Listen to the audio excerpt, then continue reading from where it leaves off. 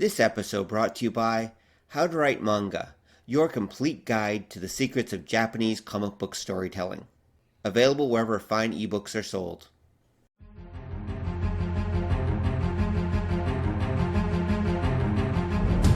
The world has gone insane. Cosplayers rule the conventions.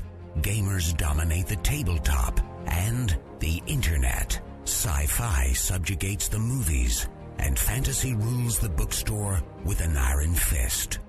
Only one group can bring order to this unruly mob.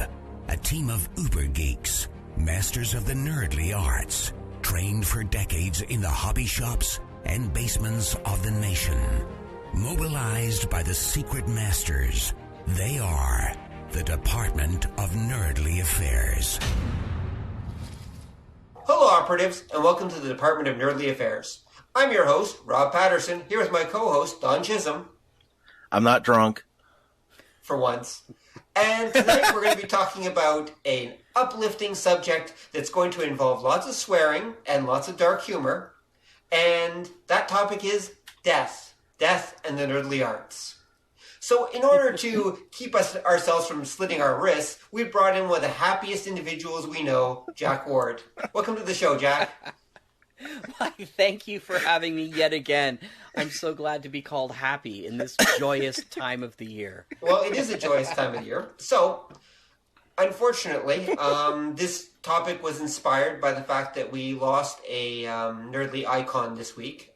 Carrie Fisher, Princess Leia, passed away earlier today. And or the day we're recording.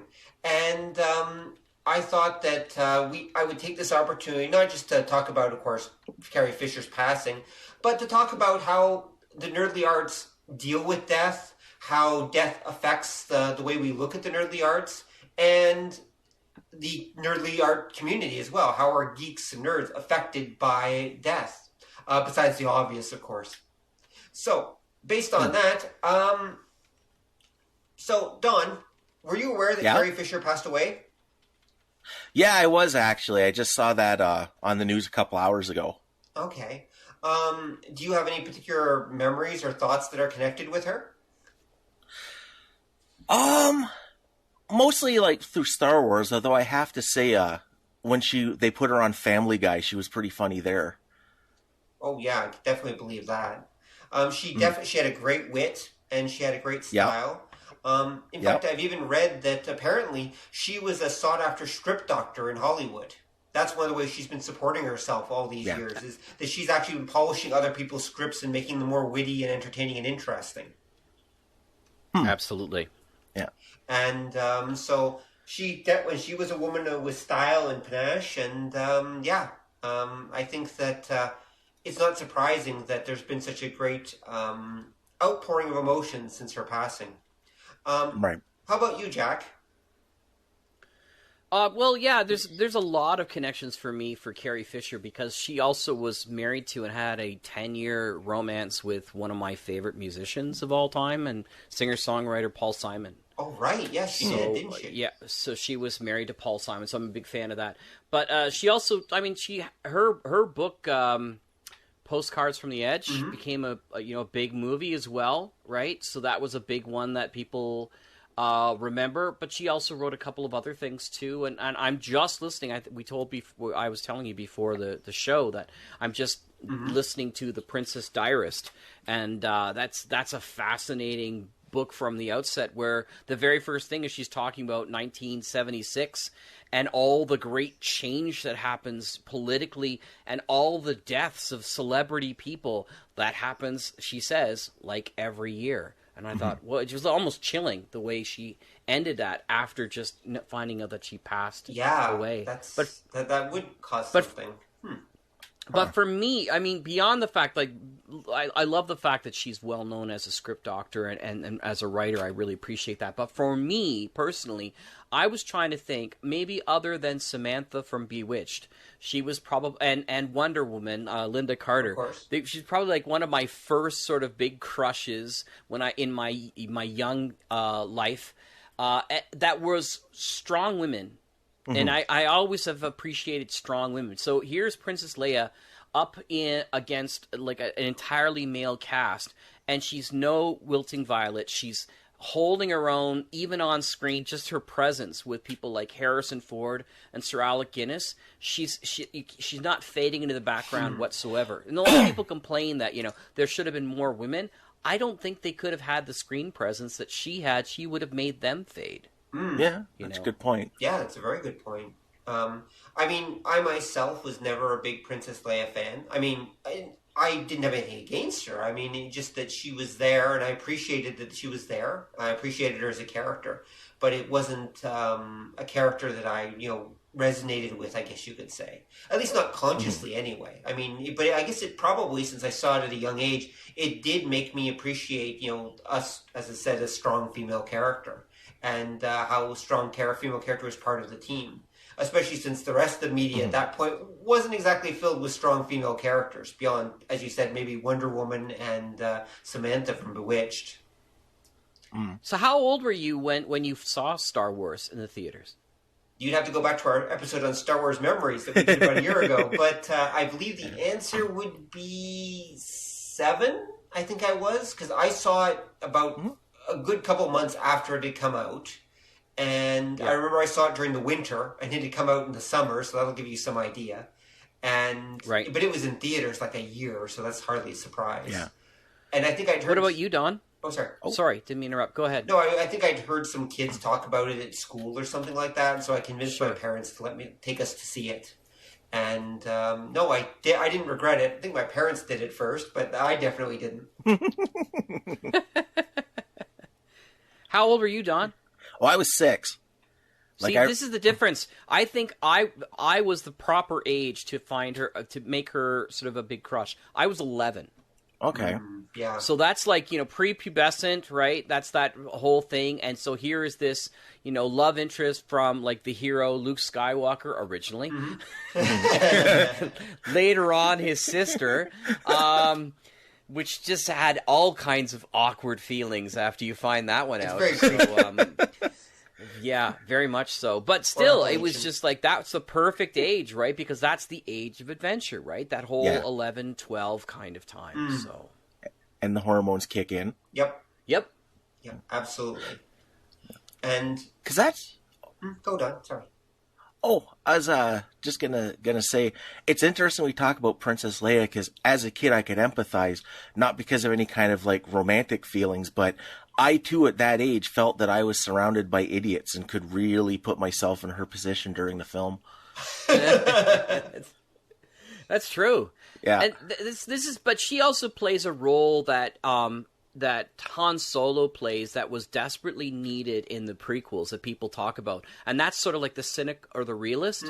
Yeah. You know, so because if you don't have that character in the story, then all of these things, you know, these magical things like the Jedis, you don't have that opportunity to wink at the audience going, yeah, we know this sounds crazy, just go with it. Yeah. You know what I mean? That's the benefit of having Han Solo sit there and go, yeah, you know, waving your magic wands and stuff like that. Don't beat a blaster, kid, or whatever the exact phrase, stuff like that. Yep. Yeah. But and she had that same kind of role of like this gritty, determined. I understand, you know, what needs to be done to get the job done. Yeah. But still, you know, she still had faith in the Force. But she really, you know, stuck to her guns when it came to, you know, this is, you know, I am a trained, you know, bureaucrat, and I know I'm a senator or a daughter of a senator, and I know how this stuff works. Actually, she was a senator. Well, she was the only one of the heroes in the original movie that had any direction. Yeah. I mean, she knew where she was going. She knew what she was doing. She knew exactly what her role was. Yeah, the rest of them were kind of like Han Solo's like payday. Luke was like, yeah, we have to go over here and do hero stuff. Okay, she was, and that was why I always felt she was so like came across, some people might say, as uppity, but because she knew there was a timeline, she had a definite goal. They had to achieve this, and she's being like heroed around by this group of people that seem like total morons who were flying by the seat of their pants. Aren't you a little short to be a stormtrooper? Yeah. Although, did you see the Family Guy take on that? I saw the Blue Harvest series. Yes. Yeah. Fine, stay here and rot, you uppity bitch, and he leaves. That's right. Now, before I know we want to talk about other deaths and stuff like that, but I was thinking that because I was thinking about this when Rob talked to me earlier today through email. What is the first death that really struck me hard as a geek and nerd? Mm-hmm. Do you know what that was for me? No. I don't know what it is for you. The earliest one, Gene Roddenberry was huge. But before Gene Roddenberry, it was Jim Henson. Okay.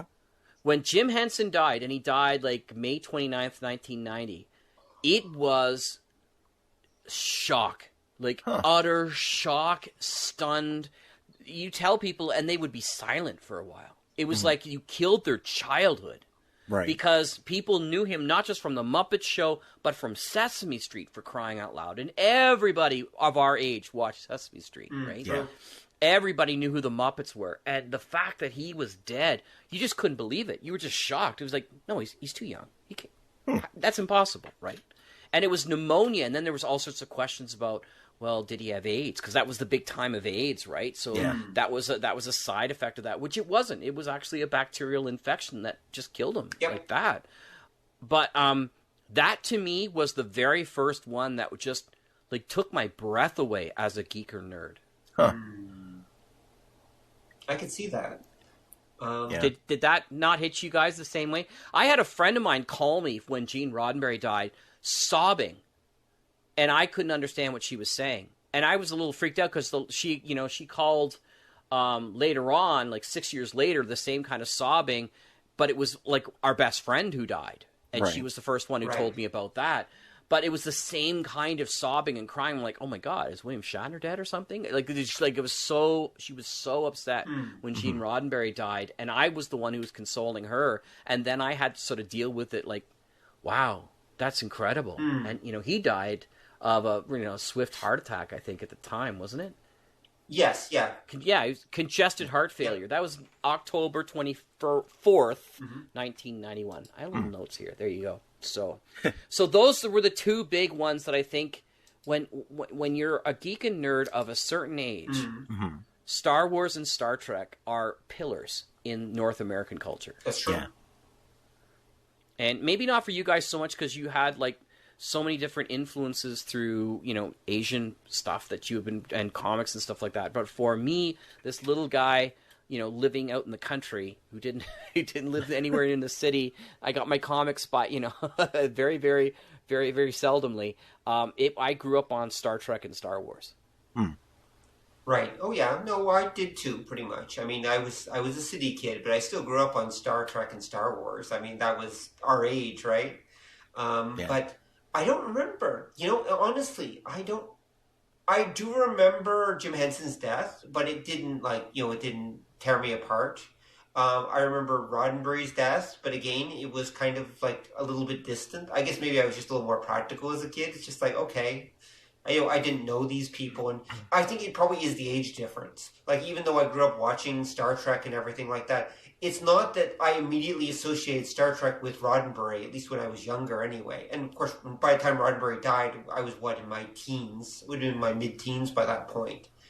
So I was aware of him, and I was aware of he died, and it's like, well, it sucks. But it wasn't, it didn't affect me maybe as personally as it sounds like it did you. Same with Jim Henson, really. I'm trying to think. Right. I'm not sure whose death, what celebrity. I know what's my very first celebrity death that I remember as a kid, and that would be Elvis Presley. Which to this day, I have no idea why, because I never cared about Elvis Presley's music. I never cared about Elvis. But just you know what it was? I think it was the way the news, because I can remember exactly where I was and what I was doing and what was happening at that moment when the newscaster came on. But I think it was just the gravitas that the newscaster told about Elvis's death that just, I think it made an impression on me as a kid. Like, that I could tell that this was something like super important and significant. And so I got that with John Lennon. I was on the bus coming home with John Lennon, and I remember that. I don't remember Elvis. This is interesting. So, how about you, Don? That's cool. Is there a celebrity death that you remember? What's one of your first ones that you remember? There kind of is, because I think I think Rob's right about the Elvis thing, because I remember it too, but I remember because it was everywhere, and that's what everybody talked about. My take on death is always a little different from most people, and I think it's because I grew up in an older family. So I had very close relatives to me die when I was very, very young, so I sort of came to terms with that early. Right, yeah. But the first death, and you guys are probably going to laugh, that I remember that really affected me was when I must have been like 2 or 3, and I've mentioned this before, and it was when I saw the first Godzilla movie. Right. And they kill Godzilla at the end, and I was wrecked. I remember, like, I couldn't sleep or eat for like a week. Because they killed Godzilla. And that was the first movie where he was the villain. Right, yeah. Oh. So make of that what you will. But yeah, that really kind of, that's the one that messed me up when I was a little kid. Well, if we're talking fictional little kid, Bambi. Bambi messed me up when I was a kid. I can still remember that. Yeah, for sure. Yep. Old Yeller. Yeah. Oh yeah, Old Yeller. But I especially remember Bambi because we saw it like a drive-in, and I'm pretty sure it was like a 40-minute ride home, and I think I cried the whole way home. I can't. The rest of the movie is pretty much just a blur. It's just like, oh my god, Bambi's mother died. That's right. And that's right. Also, King Kong. King Kong. When the first time I saw it, I cried when Kong died. So there's your monster death. I don't think I cried the first time Godzilla died, though. I don't think I did. When I saw him die, I don't think so. At least not. It didn't make enough impression. But Kong, yeah. I even cried when Kong died in the crappy remake. The giant Robo Kong died. Okay, I was going to say, which crappy remake? The 70s crappy remake. Okay. The 70s crappy remake, not the... Which 70s crappy remake is it? Oh my god, he's got you there. There you go. The one with, Jessica Lange, wasn't it? Oh, the De Laurentiis one. Yeah, De Laurentiis one. Yeah, there we go. Yes. Yeah. No, I did not cry at the end of Ape, or...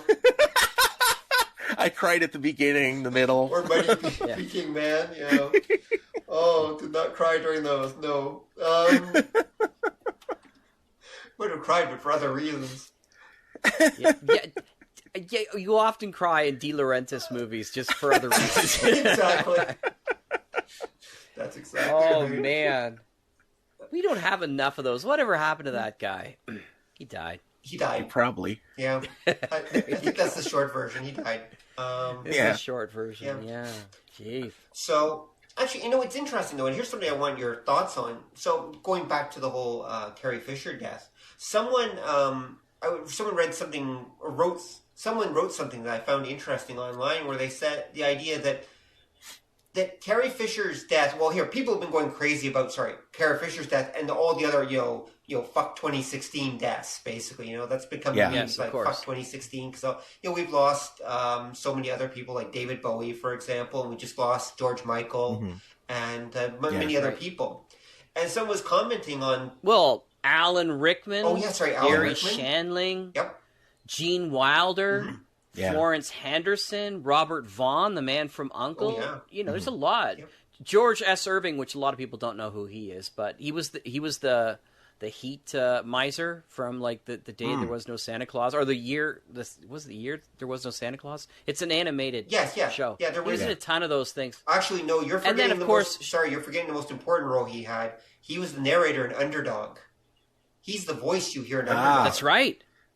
That's right. He was the narrator in Underdog. And then, of course, Ron Glass, which, really upset me because I'm a big Firefly fan, too. Yeah. So he played Shepherd Book. Yep. So, yeah, there's a ton of people that died. You're right. Yep. But just to finish the thought that I read that I'm stealing from some guy on Facebook, was the idea that that actually the reason why it seems like so many people have died is it's because we've just hit the point where it's our generation's celebrities that are dying.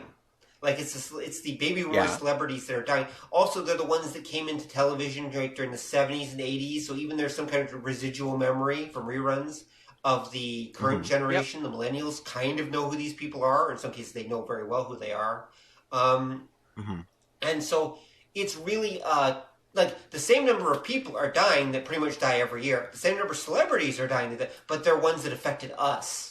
And so suddenly, that's why it's like, oh my God, fuck 2016, because think there's other reasons for that too, but Well, there are other reasons for that too, but we're not going to talk about the Donald. But yeah, sorry, go ahead. No, so yeah. Anyway, that really, it's actually it's a cultural distortion. Basically, it's warping our perception of really how deadly this year has actually been in terms of celebrities and such.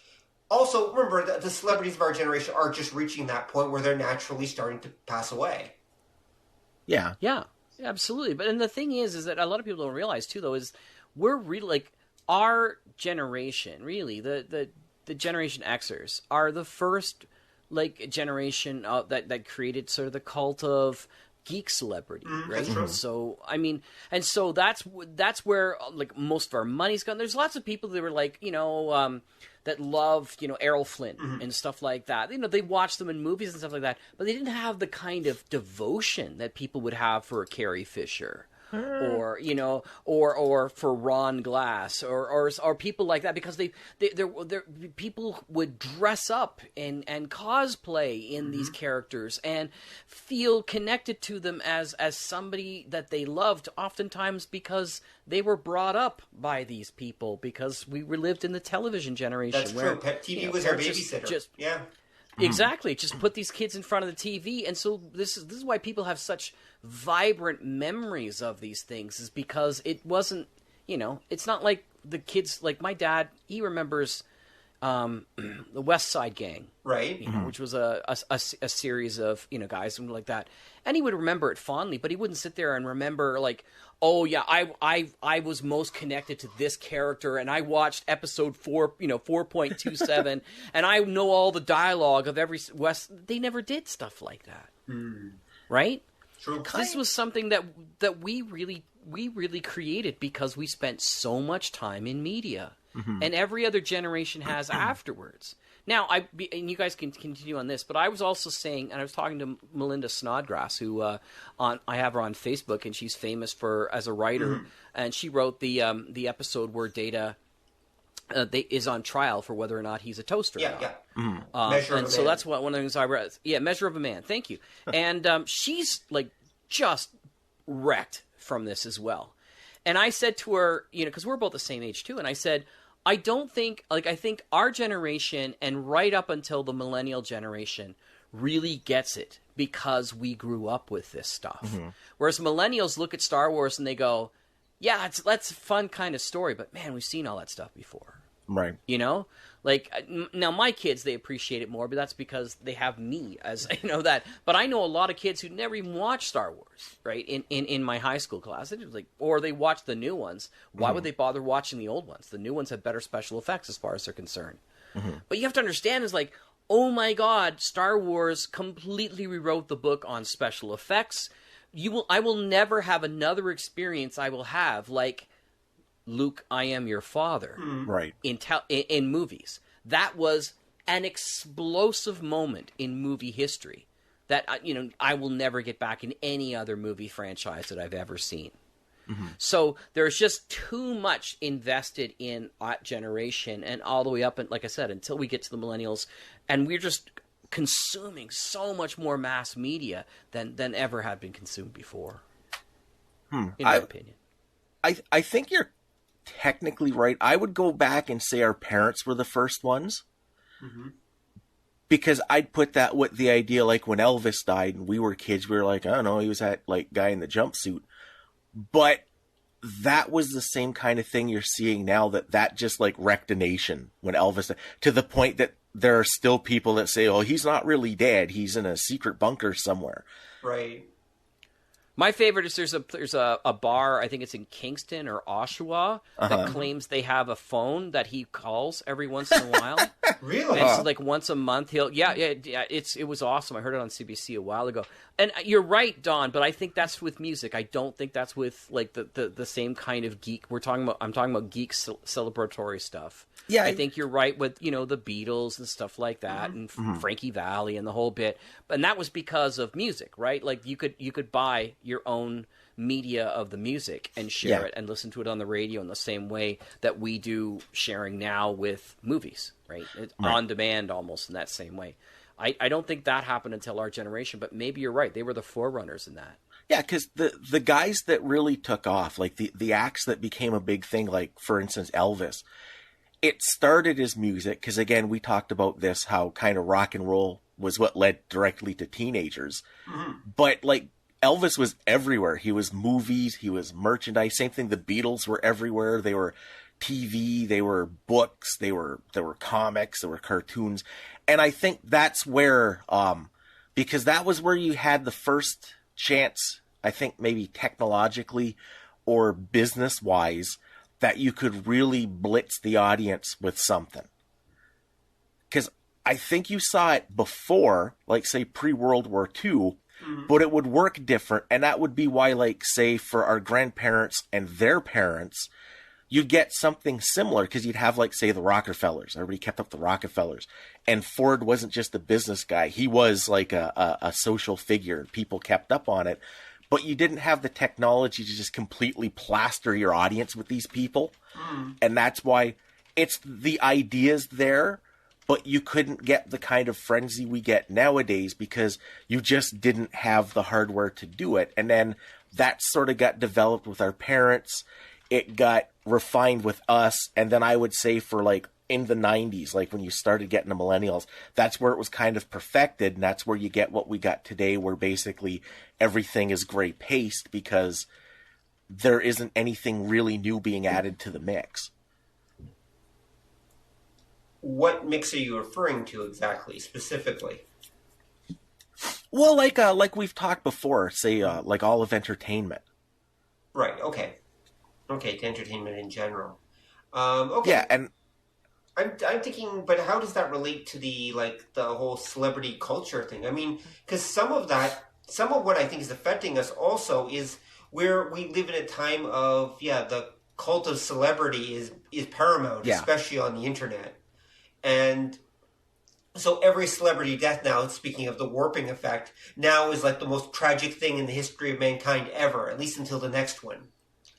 And but it will be played up to death, partly because it draws clicks and makes money for many, many people. Yeah, but you had you had that really kind of starting back in the 20s. Well, like selling papers. 20s. Yeah, that's true. Yeah.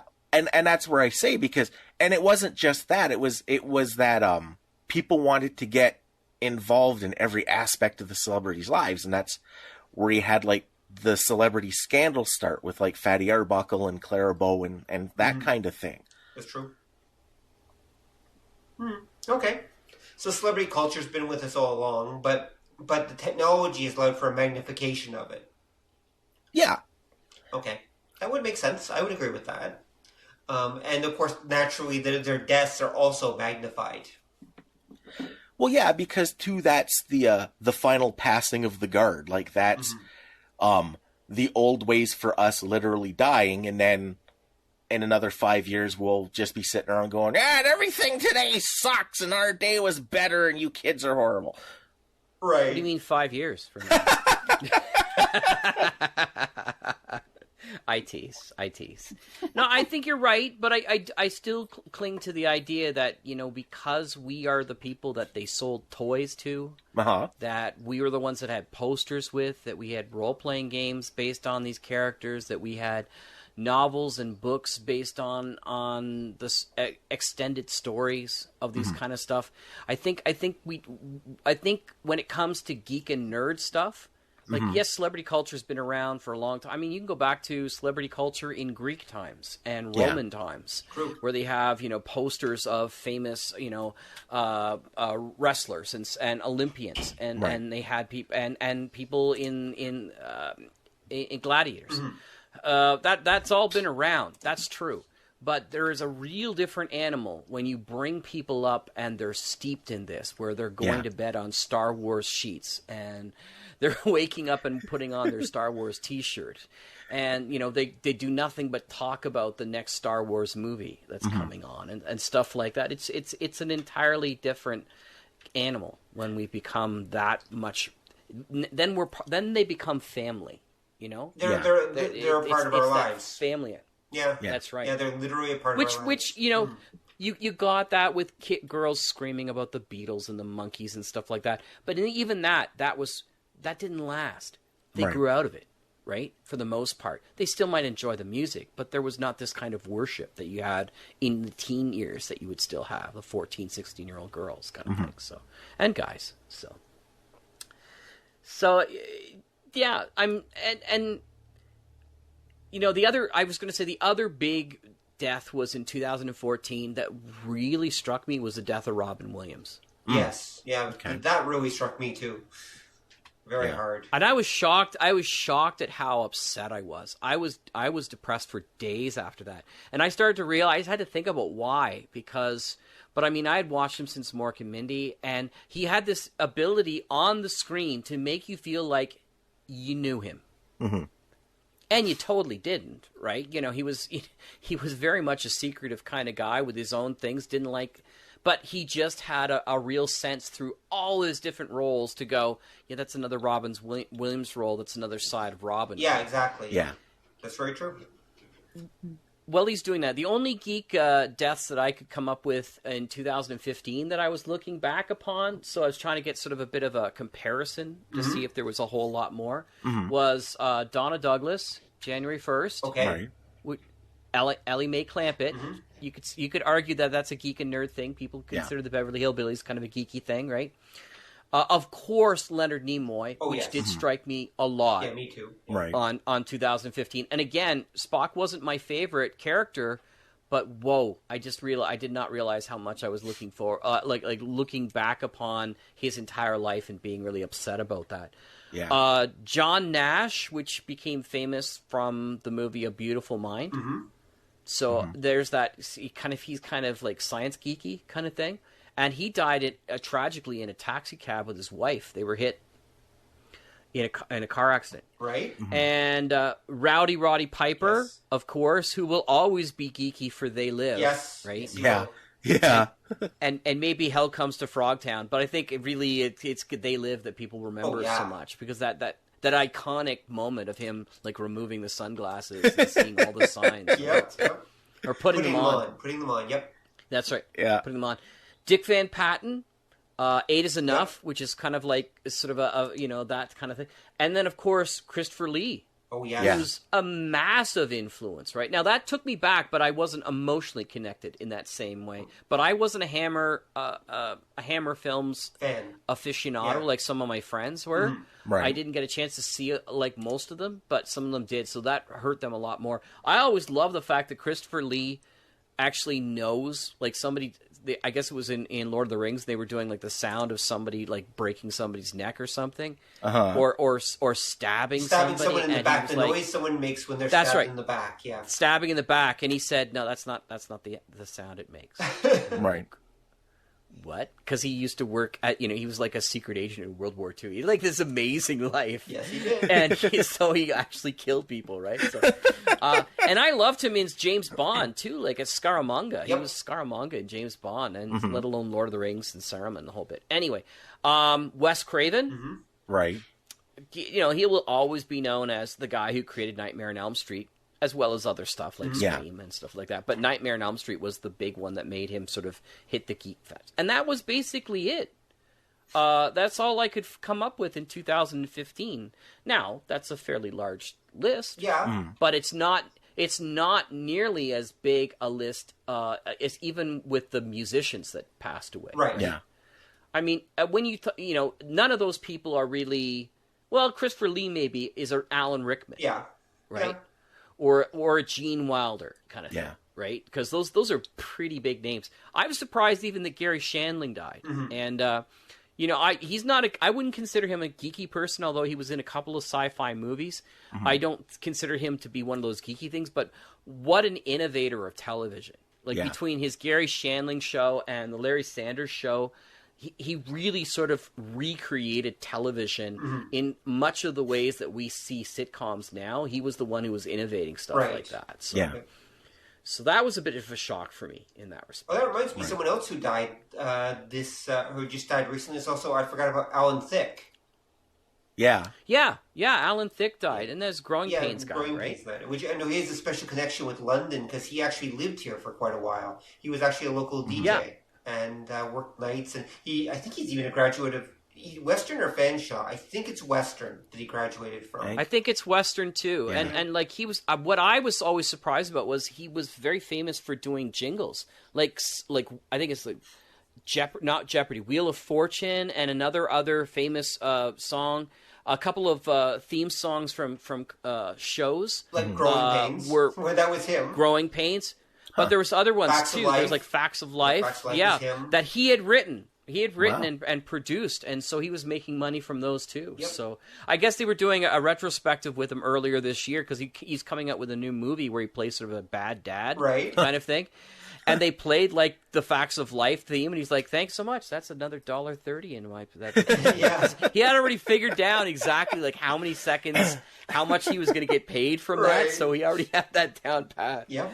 Yeah, Yep. yeah. No, But I think some of it Wow. is. I think, Jack, some of it's just critical mass. I think some of it is Yeah. just the celebrities are all reaching the age where they're going to go. We're starting to reach the point where they're hitting their 60s, they're hitting their 70s, and we're starting, or sometimes older, and so we're seeing them go. I mean, it's astounding. William Shatner is still with us.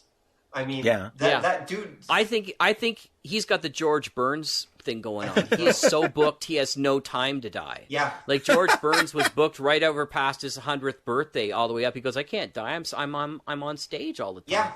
And I remember there was an interview with what's his name? The guy who starred beside him in Boston Legal, famous actor. Oh, you're talking about James Spader.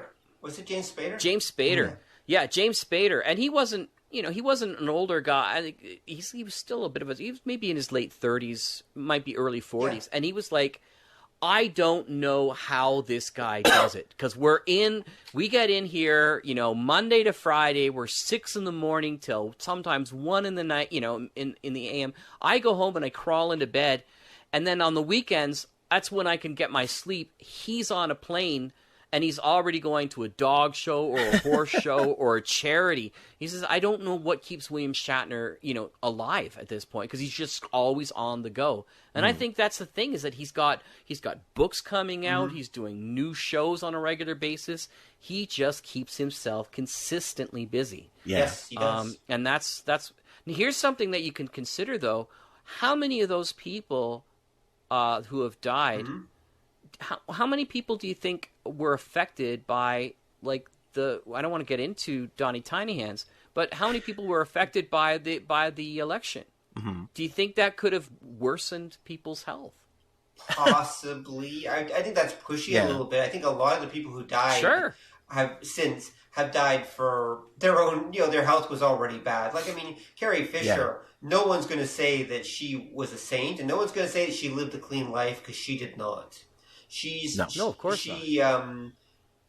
There's some reference I've seen that she was once told by Jim Belushi that she was too much into the cocaine and she should cut it out. Think about that. Yeah. Jim Belushi told her, that's way too much cocaine, lady. Yeah, no, and that's the thing, is like she suffered from depression and from bipolar, drugs and alcohol all her life. Yep. Yeah. In fact, I got a little bit of a person pushback when I had put down Debbie Reynolds earlier, said she was stable. And somebody put down in my comment section on Facebook saying, "I think Carrie Fisher would have had a laugh on that." So I don't think she would be the first place saying, "You're calling me stable." That's true. So she had a sense of humor about the whole thing, and that's probably helped her a whole lot. Well, it was probably one of those, she could either laugh or she could cry. Those were her options, and she just chose to make jokes and be sarcastic and laugh instead. Yeah. But I'm sure she was in a lot of pain, psychic pain, and the pain that she lived with. And that's partly why I suspect that she acted so rarely over the years. She did appear in a number of things, but not that many. Yeah. Well, she said in that so far that I've listened to the Princess, what is it called? Princess Diarist. Yep. Princess Diarist, her story, and I just started listening to this, Don. And she said that she was terrified to be on screen even when she was that young in Star Wars. Mm-hmm. And now that she's older, and she says, I've got all these I'm older looking and I got all these wrinkles and there's HD and 3D rendering and stuff like that. She goes, I'm much more a fright. And she goes, she said, I have to have a different publicist for every one of my wrinkles, she said. So she said, I wasn't going to watch Star Wars for that kind of reason. So I think she found a lot more comfort in the writing side of things. Yeah. But she was also quite excited to get back into playing Star Wars. She quite enjoyed that role, even though she gave it its own prop. She gave it the guns to say throughout her life. She joked about it. Right. Yeah. But I think she enjoyed playing Princess Leia. She said she did. So. Well, let's go with that. I know that in the last couple of years, apparently she actually did, kick a lot of her bad habits, and had actually been focusing on, improving her health. Ironically enough. Yeah. But right. The years of hard living catch up with you sooner or later, unless you're Keith Richards or Ozzy Osbourne. Yeah. Yeah, or Ozzy. Oh, I say that Keith Richards has been dead for years, and he just refuses to admit it. Well, Keith Richards is proof that that liches are real. That's all I have to say on this subject. That's right. Well, I think we're gonna see pictures in the 18th century in the Civil War, and he's there. Him and Keanu Reeves. He doesn't age. He just puts on more makeup to look more haggard, right? Yep. Oh my God. Because he is the one, yeah. right? He's the one we see when we see Highlander. It's Keith Richards. Keith Richards. Yeah, that's who should have been the real final one. Keith Richards just comes in, cuts off his head. There we go. That's right, exactly. There's been a series of deaths in some of these things. I already mentioned Gene Roddenberry, and then Majel Barrett died in 2008 from leukemia. Yep. Yeah. And Dee Kelly died in 1999 from stomach cancer. Yep. That was a hard one for me. I loved Bones. Yeah. Me too. James Doohan died of pneumonia in 2005. And so that was, and Alzheimer's was a factor in that as well. But I think the worst of all of the sort of the geeky ones is Babylon 5. I think there's a ton of people that died in Babylon 5. Yeah, half the cast is dead, aren't they? Or at least half the cast. It was, I think it's 7 or 8 people now, because there's Robin Sachs. Now, many of these played sort of continuing minor characters, but he played one of the Minbari war cast members in the Great Council. And then he also played, he did voice work for Mass Effect 2 and 3, and he was in Buffy the Vampire Slayer and Torchwood. But Andreas Katsalas, the guy who played Jakar, who was also famous in The Fugitive, right? He played the bad guy in The Fugitive. He died from lung cancer, but the guy smoked like a chimney, so it's not surprising. That was 2006. Richard Biggs, which was a big shocker, he died in 2004. He's the guy who played Dr. Franklin, Stephen Franklin. Cardiovascular disease for him. Michael O'Hare, the original captain kind of thing. Jeffrey Sinclair. Heart attack in 2012. Jeff Conaway, that was a hard one because I watched him in Taxi, right? Yep. Yeah. He played Bobby in Taxi, and he was in Grease and stuff like that. That was a drug overdose, but some people are saying that no, it was sepsis from pneumonia, which is very bizarre. And then, oh my God, Zathras. Yeah. Tim Choate, who played Zathras, one of the most annoying characters in the entire show. Zathras thinks so. Zathras was like your lion version of Yoda in that show. That was terrible.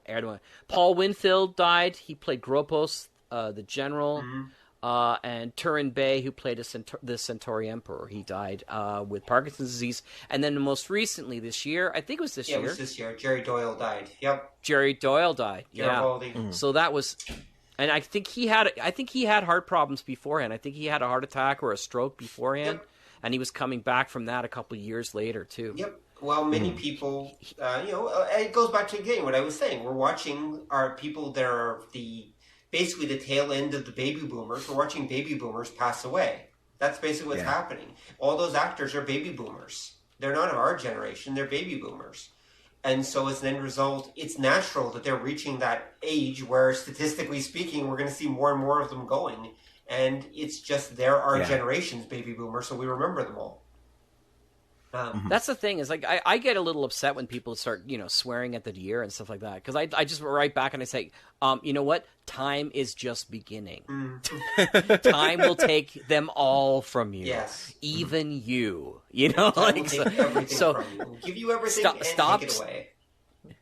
There's something ugly by personifying a year as being like, this is the year that I hate the most, right? Because of taking all of these particular people away. There's something ugly in that.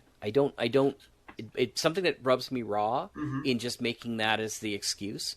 Do you guys feel that? Well, I don't think I agree with you. I agree with you on that.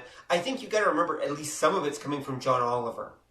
And his whole fuck 2016 retrospective that he put together, and I think that was the first time I'd really heard someone like really go off on that. And ever since then, it's been nonstop fuck 2016. The year that sucked. Oh, that's where it came from. Because John Oliver did that on his show like the week after Trump won. But he tied all the bad things that had happened in 2016. Up until then, we've had a few sins that have happened. But I agree with you. I think that personifying a year, because lots of people were born this year. Lots of presumably good things happened this year. I mean, it depends on the place and the country. It's all relative, right? But I think. Well, I wonder too if it's also like you said. These are baby boomers that we grew up with watching. All our favorite shows and that. But I think there's more to it too, in the respect where you think like geek culture is so mainstream now that even. People who shouldn't have died, like let's be honest, this year Anton Yelchin died. That was really sad. Yeah, it was very sad. How he died and everything. The guy who played Pavel Chekhov in the new Star Trek. I mean, he shouldn't have died. He's not a baby boomer, but because geek culture is so pervasive, how do you escape it now? It's almost every single, like, so many shows have some connection in geek culture or in speculative fiction or something like that. It is really it's the hottest thing. So it's part of almost so much a celebrity. Can you think of one celebrity person who hasn't hit geek culture in one role or not? Yeah. I imagine there are lots. It's just that we tend to focus, like the big films are all like blockbuster tentpole geek culture films for the most part. I would imagine that there must be lots. I'm just not thinking of them offhand, but I'm sure that, let's face it, most of those Oscar-winning films that go up for Oscars each year are not part of geek culture. Very, very few of them are. No, you can say that, but can you say that every one of those Oscar people didn't appear in some sort of geeky kind of movie? Like, I mean, if you go to famous, what's her name? Who's Meryl Streep? Wasn't she in Death Becomes Us or something? Death Becomes Her, yeah. I think she was. Death Becomes Her. Like, you can find a geeky movie that all of these people were in one shape or another, or a geeky television show. That's true. Most of them do have some geek connection somewhere along the line. Like, start naming them off. Tom Hanks, Mel Gibson, all these people who have gone through. Some of them are more favorite geeky stuff that we've ever done. Yeah. I mean, Robin Williams himself hit like 5 or 6 different geeky things. Yeah. Even people that you expect to be like just romantic heroes, like Meg Ryan. She was in Inner Space, right? Yeah. Julia Roberts played Tinkerbell. That's true. So there's all these people, even the people that we wouldn't consider to be geeky people, still have hit some sort of geeky movie or television show one way or another. Well, because it's fun. I mean, I've always heard that to do these weird geeky roles for most of them anyway, is actually just a lot of fun. I mean, weird roles. And lucrative. Yeah. And lucrative. Often, well, these days, lucrative. Let's not forget that At least part. If you're in a Marvel movie, it's damn lucrative these days. I mean, yeah, there's no question on that. Can you think of anybody who's hot who's not got a spin in a superhero show in one way or another at this point? Like a hot new actor at some point? Yeah, I mean, yes, we can sit there and I guess we could maybe find somebody, but that's like the latest geeky cultural thing that's just become. Everybody is like, okay, well, who's going to be the next Green Lantern? You know what I mean? Who's going to be the next this? They want somebody generally who is well known, who's got a good pedigree, who's well acted.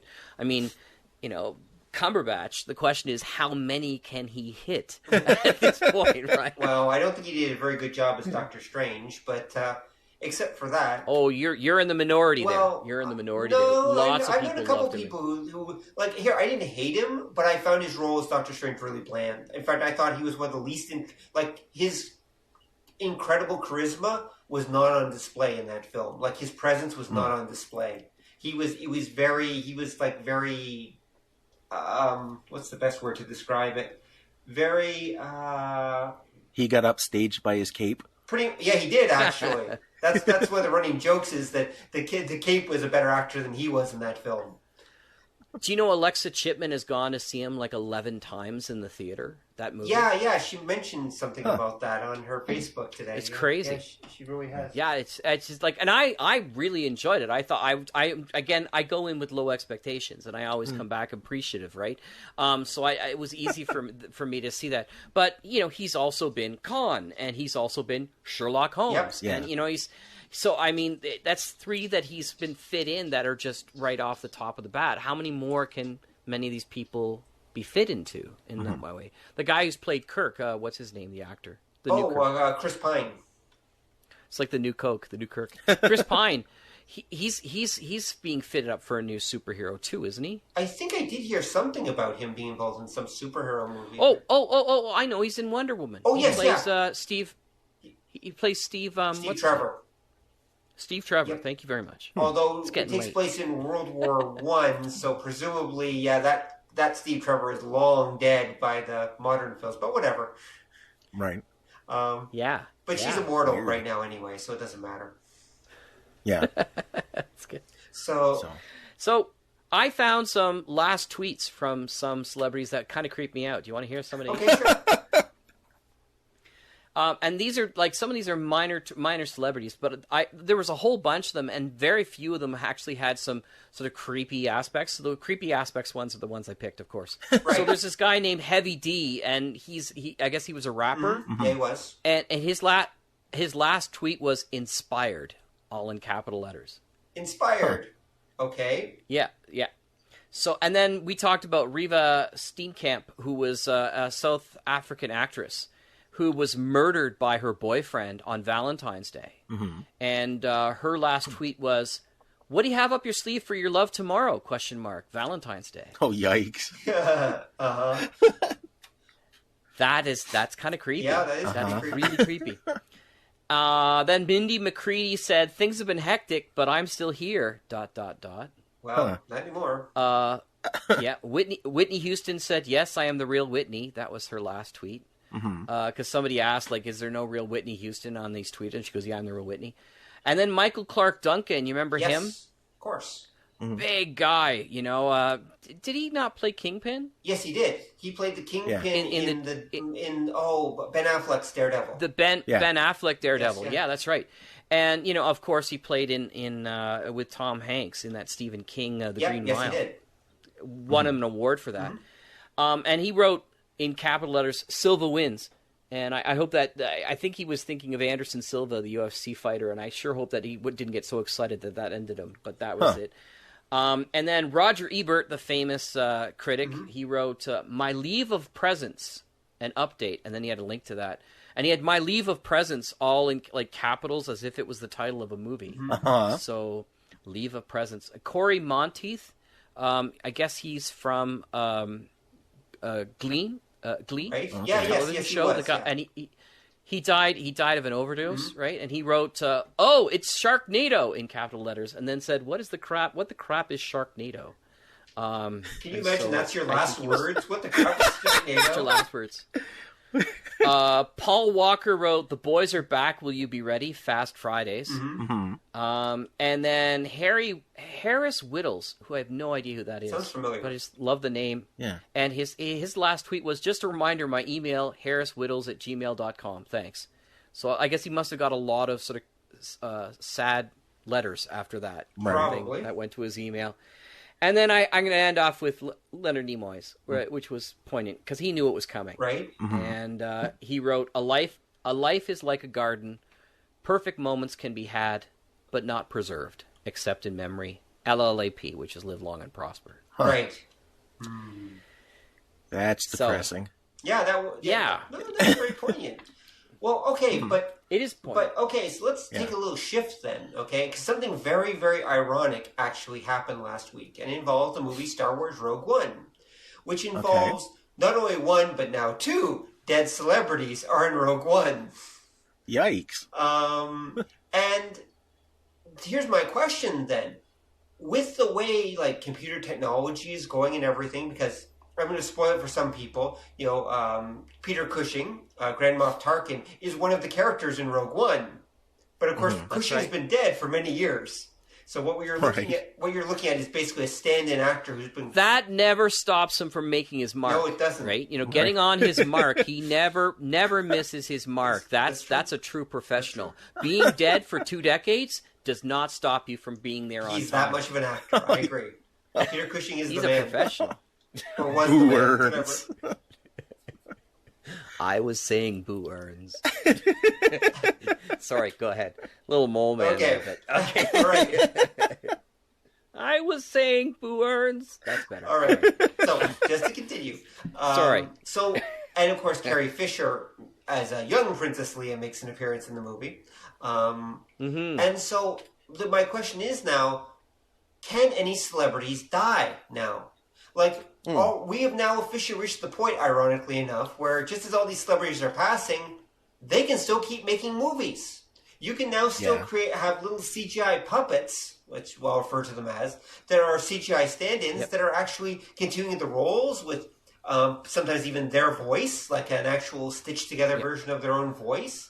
And was it Carrie Fisher's voice in the end of that? I think it might be. Or did they get an actress who do it? Because I don't think it sounded like if it was, they must have stitched it from earlier stuff. Because her voice is very distinct as she's gotten older. Right? Yeah, I think so. It must have been stitched from something earlier.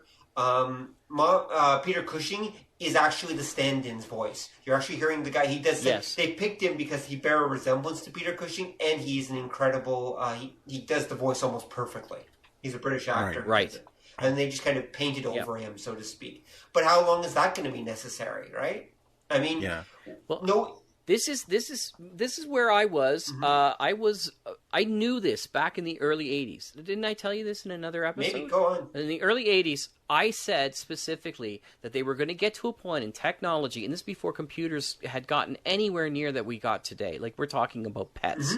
And, you know, but I said we're going to get to a point in computers where it's going to be cheaper to make these animated, and I didn't call them animated at the time, but computer-generated characters based on your favorite characters that you loved. Brand new movies of Marilyn Monroe guest starring in brand new versions of Star Trek with all the characters and regular stuff, and we're going to start off with them with that, either the people doing their own voices or people doing sound like, and then eventually we'll get to a point, the hardest thing will be getting a computer voice that generates and sounds exactly like those characters, and that will be so much more cheaper than actually doing all the filming and all that kind of stuff. And I in my head I said, and what we're going to see then is we're going to see a return to like vaudeville for these other actors who want to be able to just continue to act, and we're going to see more live on stage stuff that will happen, that will be more of a kitschy kind of thing for people who want to see the actual actors. But all movies and stuff like that will go to, you know, oh, you want to see Steve Martin acting with Jack Lemmon? Okay. Right. We're going to redo this entire movie, and we're going to put those two avatars or puppets in, and then we're going to have them pull in with, you know, Greta Garbo, right? Or somebody else, and just mix and mash characters from different generations and different times and see what we can come up with story-wise. And it'll be so kitschy that people will think it's kind of a neat thing to start off with. Right. And I saw that way before, and then when it came out with that commercial with Fred Astaire dancing with the mop, I went, "Oh my God, we're almost there." And they did that for a while. That was the whole age of colorization. Remember? They wanted to colorize all the movies, and they were really awful looking. Some of the movies, they were very pastel. Right? They were. You know, they colorized Casablanca. It's like talk about urinating on the holy cups in the church, for crying out loud. You know, it's just, You can't. Casablanca was shot in black and white with the understanding that the shadows were really working extremely well in the black and white. They shot it for those reasons. Yeah. And once you colorized it, you lost a whole lot of the edge of that particular show. But I saw this coming, and maybe I'm 30 years too late, but it's certainly going to be on the way. We're going to see that. Well, yeah, what you're talking about is basically running simulations of that quote-unquote story with that other actor or other thing. I think we're a little bit farther away from that still, but you're right. I think that's eventually where things will go. No, you guys are missing the actual question. Okay, what? Because what you guys are talking about, if you ever read the comic American Flag, the hero was the star of this like action porn TV series, and he got replaced by a hologram. That's why he had to be a cop. Yeah, I remember that. Yeah, that's true. I mean, real actors are going to be competing with CGI actors. There's no question on that. But that's Howard Chaykin. But the big question is that who owns that image? And who owns that voice? It'll be the company, but again, you're missing the scary thing. Isn't the question, will actors be able to die? It's, will actors be able to live? Because once we're only 2 steps away from completely simulated actors. Right. That there won't be the thing on the screen won't be a representation of an actor. It'll be a completely made up thing. Ooh, can you imagine you're going to get to the point that you're going to be the one that directs your own movie? You'll say, okay, I'm going to be the one, I'm going to take Star Wars, but I'm going to put these puppets in place. And so you can totally now we're nowhere near that. But think about how that will revolutionize porn. Oh, yeah. Yeah, but you're also forgetting too that you're not gonna that's gonna be horrible, because what you're already seeing now, and you guys may have bumped into this, is the tools for the average person to create entertainment are being taken away. What do you mean? We're living in the age where people have access to more tools to create entertainment than ever before. My smartphone, you could make a movie just using my smartphone, my iPhone. What do you mean it's being taken away? No, because if you get it out on YouTube, I completely disagree. But okay, go. For now, because what you're starting to see happen is the new version of like your editing programs and that, you're not buying them now. It's that thing where I'm getting the program and I'm essentially leasing it from the company. That's true. Well, you're going to see the top end stuff is going to be priced way the hell out of the range of the average person. But thanks to free market, though, the lower end stuff will move in for the people that want it. Like, if there's a demand, it will be filled. You're talking about vaporware, right? Vaporware. No, he's talking about subscription services. Or he's talking about, like, for example, Adobe. And everything, if you want any access to Photoshop or Premiere or any of Adobe's stuff now, it's all on the cloud. You have to get Adobe Creative Cloud, and you have to pay somewhere. If you're a student, you pay like $20 a month. If you're a pro, you have to pay like $60 a month. Isn't that vaporware, though? Isn't that what they used to call vaporware? The idea that you're not installing it on your hard drive, which is one of the biggest arguments I've had about why I don't like apps on phones, and I don't like that, is because is an app a product or a service? It's a service. Mostly, if you want to, because they can remove it any time. You pay for it, but you can remove it any time. True. And there's no. They can change the terms of service. They can do any of that kind of stuff for you, right? So that's why I always like to have, like, whenever I get Windows or a new computer, I was like, no, I want the disk. Don't just install Windows on the computer and tell me what the thing is. I want the disk, because I'm going to be the one that's going to be, rebooting stuff like that. And after a while, they don't do that. They don't offer you the disk anymore. You can get them, but it's not easy. You have to jump through a few hoops usually. Yeah. Yeah. Usually, yeah. And they might send it from the actual headquarters and that, but oftentimes in the companies anymore, they're installing it from one disk on hundreds of computers and just giving you a different serial number. Yeah. So. And so we're creating a world in which we're doing, like, one of the great things about learning as a computer nerd and a computer geek is getting under the hood and messing with stuff. And Don's right in that respect, whereas once these things start moving into the cloud, which I've always hated, I've always said it's a bad idea to move everything into the cloud. Yep. Beware of convenience. Convenience is like is like the ultimate enemy of humanity. Yep. Once you get to a certain level of convenience, all you're doing is actually robbing you of choices. That's true. You too many choices, and you end up with no choices in the end. That it's the paradox. For sure.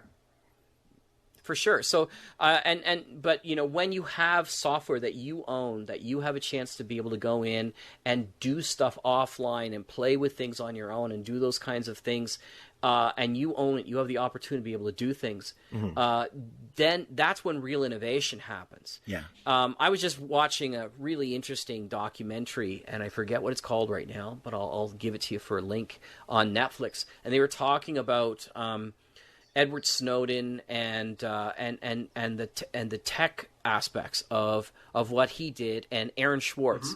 And I didn't realize Aaron Swartz killed himself, which horrifying, considering that he was basically the guy that created RSS.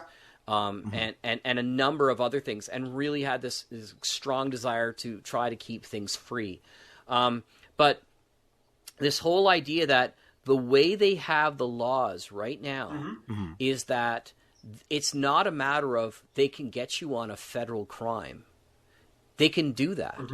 It's a matter of which ones will they get you if they want to. Yeah. Because, for example, according to the laws in the United States, I don't know what's like in Canada in the same way, it would be something worth looking into, but in the United States, if you break the terms of service on anything, so they were saying, like, if you are on Teen Beat magazine online, and you sign 17 magazine online, the terms of service, it says under you have to be 18 and over. Right. And if you register and you're 17 and they could catch you on that, that's a felony. Yep. That's a felony. That is hard time prison for signing up to an online web service simply because they make those terms of service. It doesn't even matter that the terms of service make sense. Very few of us actually read the terms of service when we sign it, but automatically we are on the hook for whatever we do. So most of us have in one way or another broken those terms of service. We are all felons waiting for our sentencing. Yeah. Well, kind of scary. And it's not even just that, but you think about us recording right now. We're using like 2 different programs and an internet hookup, like each of us, to just do this show. Yep. What happens if any of the producers of those programs, and it's in the agreement, they can just yank the service whenever they want. Nope, you cannot use this anymore. Yoink, and then what do? It's true. So take that back to the days when they didn't have that, where you could be a radio operator. Yeah. Sure, they had rules as to what your range was, but you still had they weren't going to go into your home and steal your radio equipment. Well, radio is kind of as long as you're. Sorry, go ahead. Radio is a bad example because back in the day they could, but think we're all nerds here. Think zines. Yeah, there was nothing they could do to stop you from producing a zine. That's true. And that's what made zines such an incredibly democratic and free-thinking art form while they existed anyway. Yeah. So, well, they exist now, but they're called websites and blogs. Yeah, pretty much, yeah. And there's so many of them that the odds of anyone noticing whatever you write or broadcast, in the case of our podcast, is actually fairly low. It's like a needle in a haystack thing. Unless they want to go looking. Well, that's true. Well, so this is the difference between, the difference, we're stuck in these polls where we have, where they take away your ability to create on one hand, which Don says, or everybody has the ability to create and nobody sees anything because we're all living in a sea of created stuff. Right. So you can't go through that stuff because there's 4 million people writing their own book. Yeah. Yep, exactly. That's the problem the ebook community is having, is that unless you can find a way to really hammer one particular genre in a way that gets the attention of the readers of that genre, forget it. You're not going to get any attention. You'll sell no books. It just won't happen. Right. Oh, now we're back to dinosaur porn. Thanks so much, Rob. We are, exactly. I wasn't going to say it, but I was thinking that. I knew you were. That's not what I was referring to, but dinosaur porn is a perfect example, as usual. Embraced by the T-Rex. Embraced by the T-Rex, exactly. With those little arms? With those little arms. Well, hey, T-Rexes need love too, man. On the wings of the pterodon. Yep, exactly. A dinosaur romance. There we go. Yikes. But again, the point is, unless you can do something that's actually, like, as someone once said, the internet it rewards the very bad and the very good, but it despises the mediocre. There's another better way to say that, but basically it abhors the mediocre, something to that effect. It abhors mediocrity. That's cool. I hadn't heard that before. The internet abhors mediocrity. Cool. Yeah, that's it. Because everything either has to be very good or very bad to get people's attention. And if it's neither, it just gets ignored. Yeah. Well, you could argue the internet adores mediocrity because that's what it's filled with, right? Yes, but that's not what gets the attention, though. That's true. That's true. That's not what gets the clicks and the eyeballs. Go take a look at YouTube. Look at what actually gets the attention. You have to be very good or you have to be very bad, because there are lots of people that just talk about what they had for dinner or talk about their cat or whatever, and they have like their 10 people that actually watches their channel. Right. And that's it. Right. You have but to. Then there unless you're talking about unless you're talking about your meal and your cat, and you also happen to be a hot woman who's wearing very revealing clothing, then you will have hits. But even then, you'd be surprised how few. Mm-hmm. Well, that's the thing. I just was watching another video from Jacqueline. I forget her name, but I don't even have her subscribed. But she just keeps showing up on my thing because she's she's got 200,000 visitors or whatever on her thing. Right. And she has these provocative titles like "I'm no longer an atheist" or something like that. And of course, it's her making fun of Christians in one way or another. And I'm thinking, okay, I've seen some of her other videos. She's actually an intelligent person, but most of her videos that she does are making fun of Christians in one way or another. And I'm thinking, that gets boring after a while. But no, it doesn't, because it's just a matter of ticking off the right amount of people. So you have so many different eyeballs there. It's clickbait, right? Yeah. And she's attractive to look at. She's really, really attractive. Jacqueline Glenn, I think is her name. And she's really attractive in the whole bit. But everything she does is clickbait. And I'm thinking, that's 90% of the popular people on YouTube. Yeah. I mean, that's PewDiePie. His latest clickbait was, if so many people like this, I'll never make another thing again. And then he came back when they all liked it, and he went, yeah, I was just kidding. Yep. Yeah, of course he was. Because, he's making literally huge amounts of money off that off that channel. Of course he's not going to delete it, which is what he said he'd do. Well, he's the number one, I think, in all of YouTube, basically, who's making the most amount of money. Yeah. He's making millions off of his really, really weird videos. Well... And I don't mean weird as in interesting. They're not interesting. They're just him chatting or him doing a gameplay. Right. But I guess he got it in early. I think this is the other argument that I would say is that you don't even have to be really good or really bad. You just have to have gotten there first. Like, we know a lot of podcasters who were really popular because they got there first. Yeah, it's true. Right? But if you take a look at them compared to some other people that are really, really good, but just make no impact. Yeah. Right. Because nobody knows where they are. It's it really is, first ones there. Oh, yeah. Got to stake out the flag, right? Oh, yeah, absolutely. And the ebooks, it was the same way. I mean, people talk about the gold rush days in the ebook community, which was back when ebooks first came out. Yeah, you could publish anything. There were just so many readers, and there were so few stuff being published that you put some short story out and you sold like 100,000 copies. And 99 cents each. That was a lot of money. Yeah. And now for sure. you'll be lucky if you get one or two readers, because there's a zillion people writing short stories out there and whatever else. I mean, unless you're writing dinosaur porn, but whatever. All right. So, but actually, Jack brought up an interesting point. You brought up about Jacqueline Glenn, and let's shift back to our original topic a little bit here. So, how about we talk about nerd culture and death? Specifically, death is a major part of our lives, but do you think that nerd culture really faces death, or is nerd culture really all about avoiding death? Like, it's escapism, right? Doesn't it usually spend most of its time helping us to avoid our awareness of death? Huh. Spock came back. Well, that's true. Spock may have come back, but if you think about it, I mean, nerd culture is mostly based on stories where the good guys always live, the bad guys often die, and stormtroopers are not very accurate. G.I. Joe has 1,000,000 shots. Same with the Transformers, but nobody actually dies. The A-Team mows everyone down. Or sorry, no, they don't. They just fire lots of bullets. I mean, as kids of the 80s, we literally grew up with the most violent, non-violent TV ever.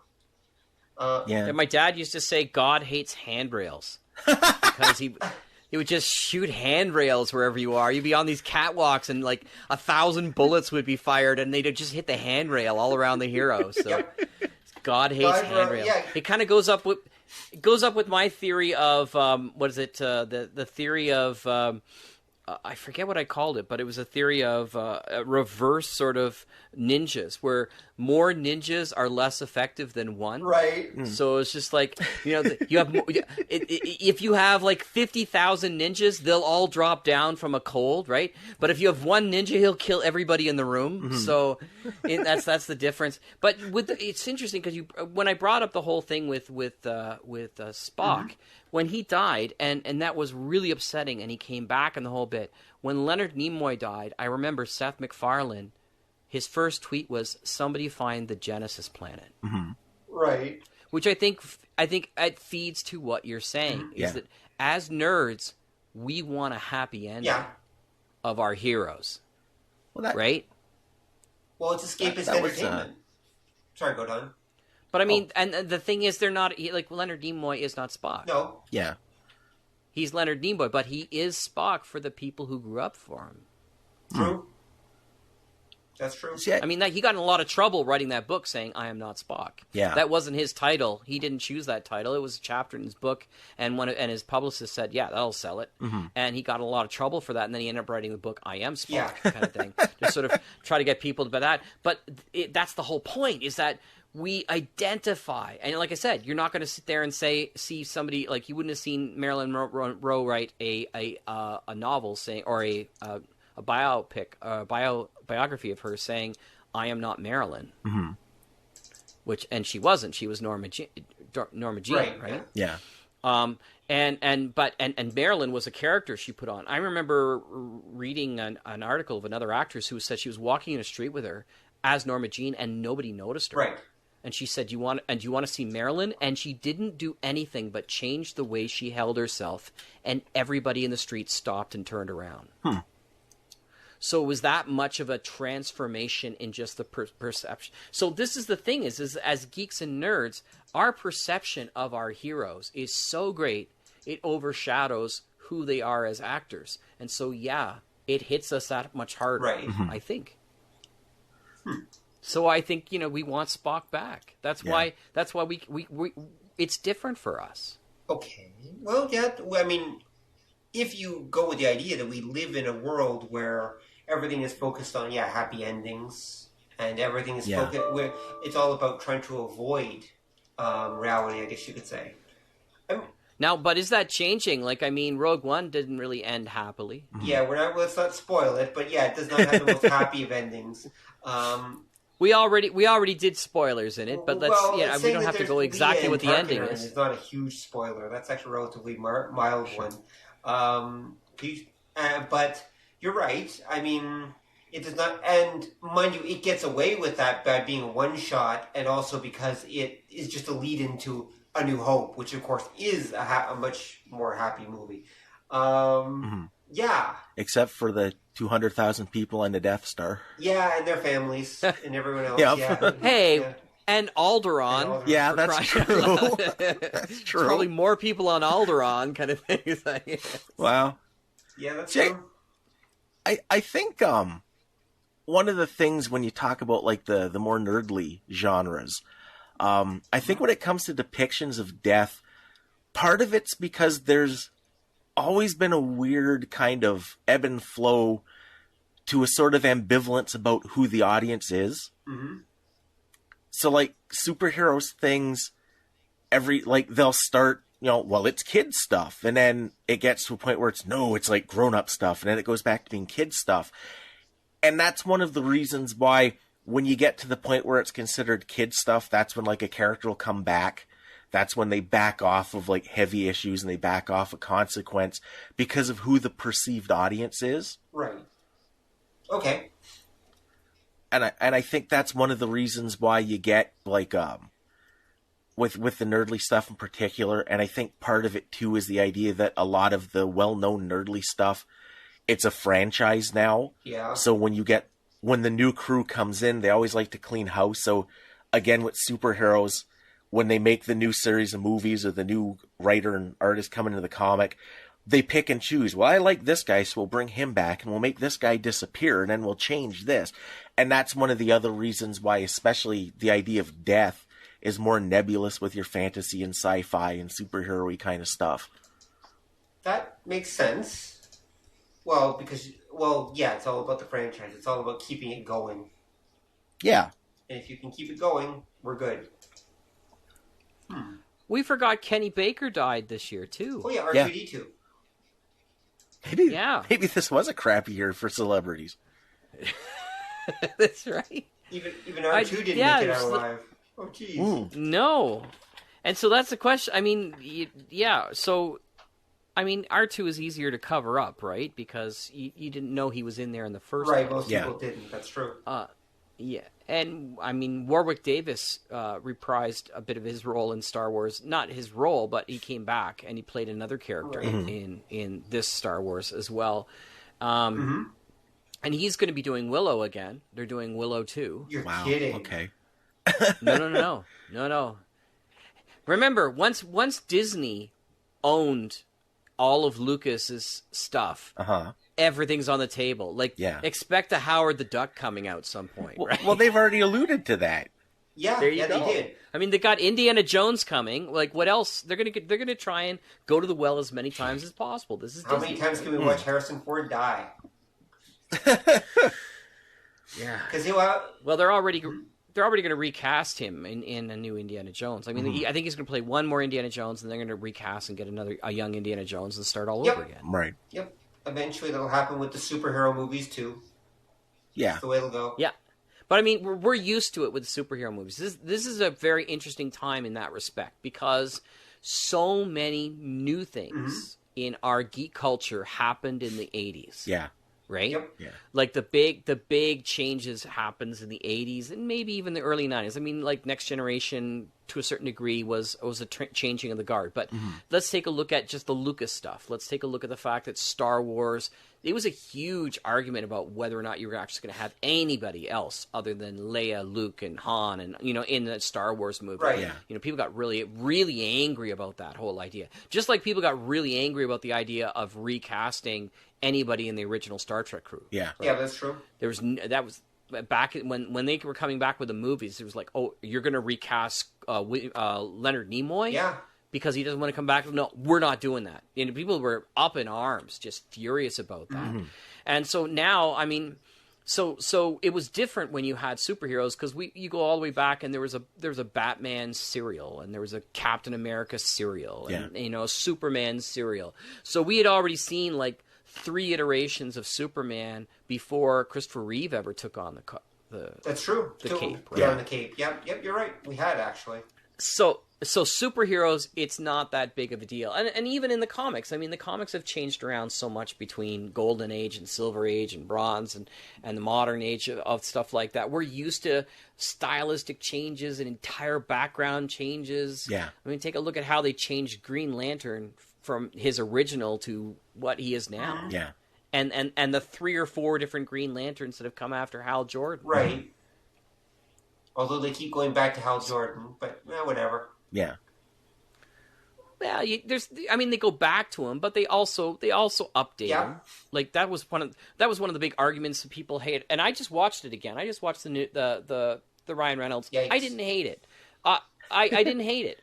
I mean, it's cheesy because Green Lantern is cheesy, right? So it didn't bother me in that respect. I expected it to be cheesy, but so many people were furious about the uniform. Yeah. I'm like, Are you kidding? Do you know how many times that uniform alone has been changed? I can't think of another superhero who's had more slight variations to his uniform than Green Lantern.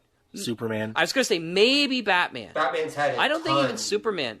Mm-hmm. Yeah, Batman's had a ton, but I mean, you're right. And there's like, because sometimes he's bluish, sometimes he's blackish. Yeah. He's had like his original insignia didn't have yellow in it to begin with, right? It was just the black, right?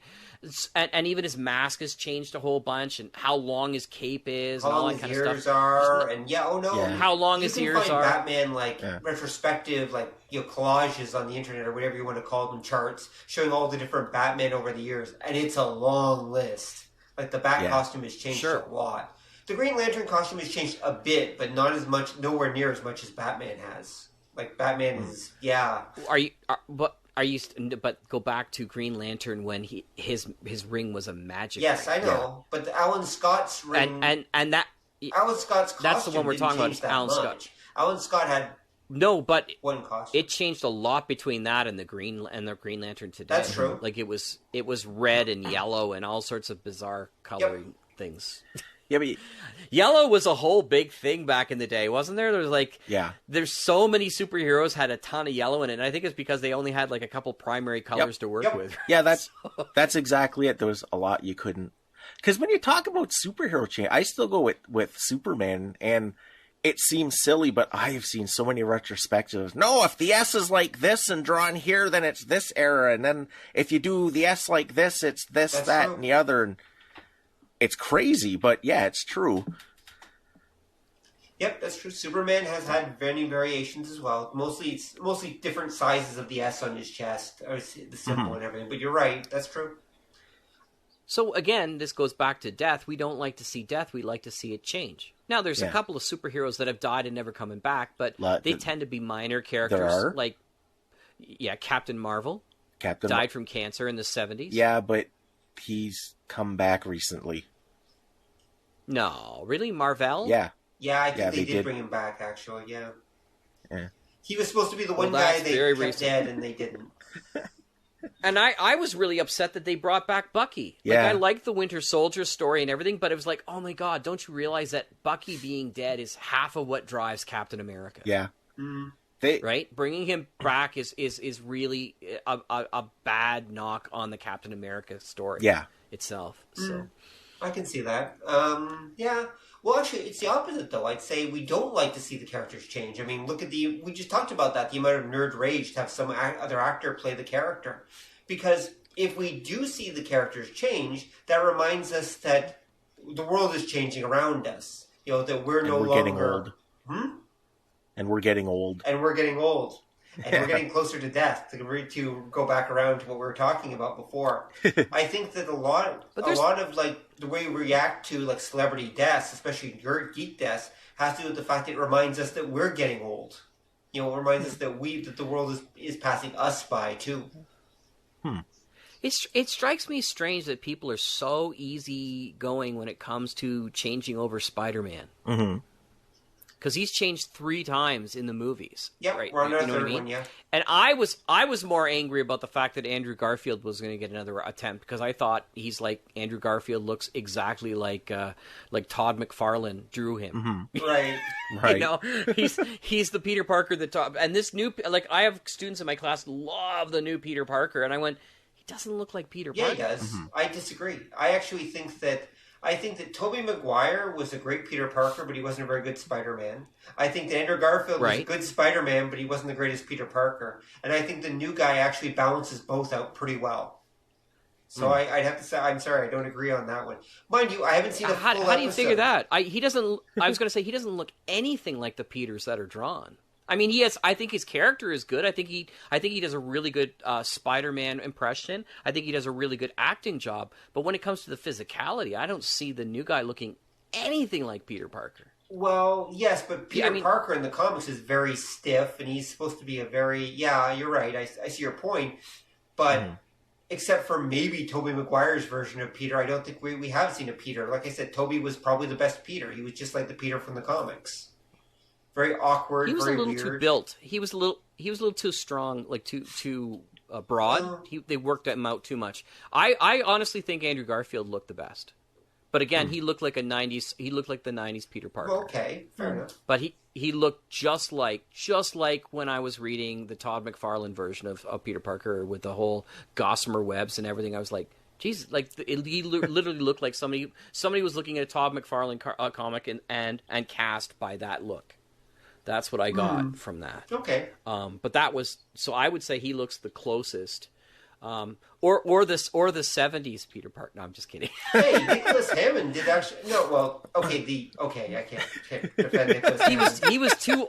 I mean, he looked decent, but he was way too old to be Peter Parker. Yes. Right. Yeah. He was probably in his 30s. Yeah, he was definitely in his 30s with that. Did you? And his crawling up the wall looked awful. Yep. Actually, did you know that... And his eyes and his costume looked worse. Because they had no budget. I mean, that makes a Japanese show from the 70s look high tech. I mean, it really did. It was pretty awful. How about the Italian Spider-Man videos? Have you seen those? No, I have not. Where he's the villain? Yeah, it's hilarious. That's Turkish Spider-Man. Who is the villain, yeah. Oh, Turkish Spider-Man. There you go. The villain. Yep. Yeah. Sorry, you were just going to say. No, I was actually going to say. Here's Nicholas Hammond, the guy who plays Spider, is actually one of the kids from The Sound of Music. Wow. You're kidding. No, look, he's actually no, he's not the kid. He's like the girl. He's the daughter's boyfriend in The Sound of Music. The one who like turns traitor on them is Nicholas Hammond. Yeah. Oh, go look it up. You are 16, going on 17. I that guy. It was him, yeah. Wow. I'll double check. And Spider-Man was his punishment.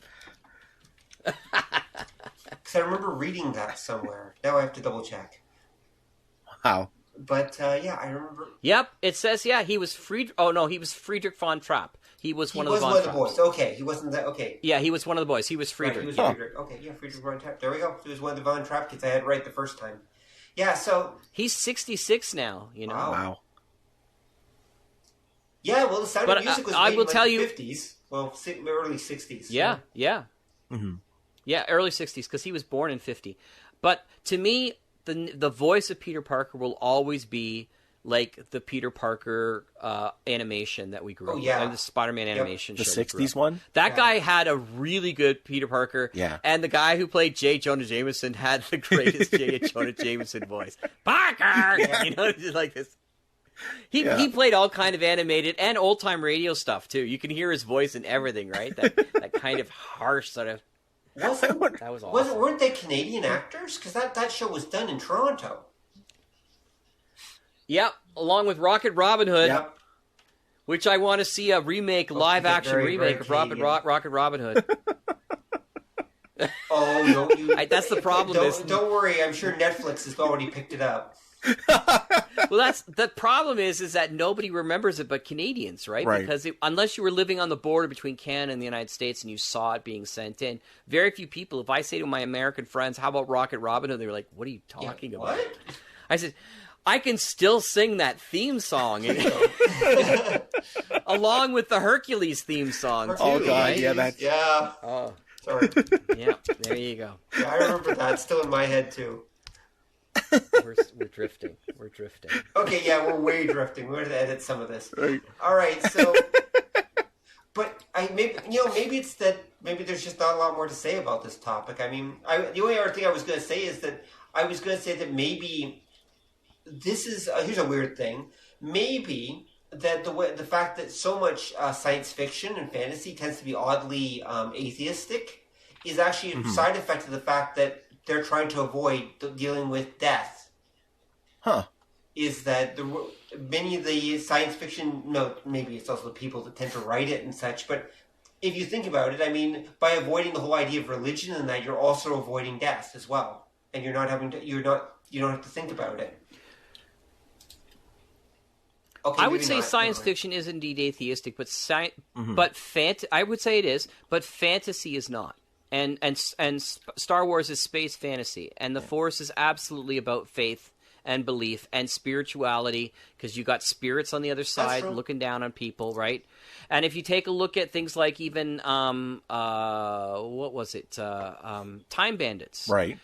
You've got the devil right there, and you've got God, and you've got fantasy, once you get into those, I agree with that. fantasy has a whole lot more to do with that. But if you're talking about science fiction, I think that's the cold starkness of things like Star Trek, death in Star Trek, right? You have to come up with a technological reason for them to come back. Yep. Or people just won't believe it. You're not going to see a ghost of Spock sort of sitting there over somebody's shoulder. Yeah, exactly. It's just not going to happen in Star Trek. Unless he's been shifted into another dimension. He didn't really die. The transporter just fucked him up. Yeah. But it's interesting how they do. There is even... And what I'm thinking of is Bill and Ted, which is another movie coming out. We're going to see another Bill and Ted's Excellent Adventure movie coming out. Huh. But Bill and Ted's Bogus Journey... remember they were playing against death to try to get their lives back. I remember that. Yeah, that's true. What were they playing? They were playing Twister at one point. They were playing Twister at one point, but I was you sank my battleship. They were playing Battleship at one point, right? I love that scene. John Bell did a great thing with that too. If you ever listen to Bells and the Bat Free, he had a thing with the devil where he's over his soul, and he decided he was going to play tic-tac-toe, and because it came out, most times you play tic-tac-toe, it's a cat's game, right? Because it was a cat's game, the cat owned his soul, so his cat had his soul for like half a season after that. The devil was stymied from that. It was a cat's game, so the cat gets the soul then. That was very funny stuff. But you know what's interesting? I think what happens with science fiction tends to come from the realm of rationality, and I think that's why it skews more atheist. Right.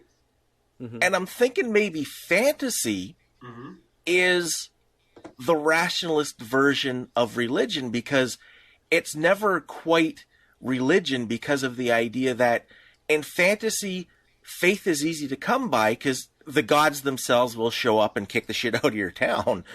Yeah, it's true. So it has that religiosity to it, but it's not true religion because there's a tangible. It's the mystic enters the realm of the rational.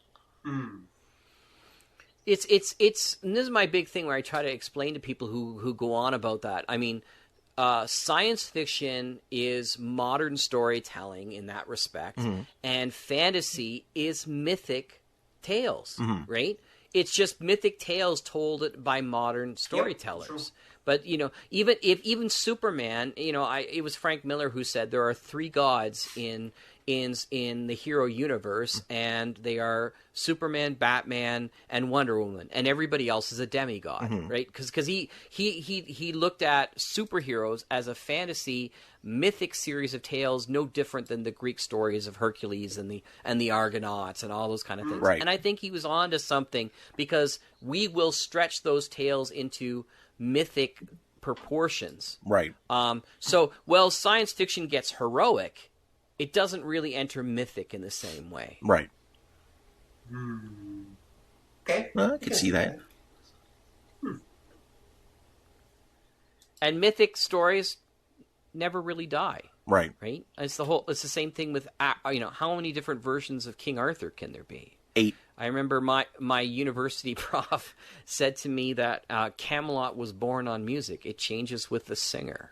Huh. So there's just, you've got like 2,000 years, or not even quite, but almost 2,000 years of King Arthur stories. They go back into the early 150 AD.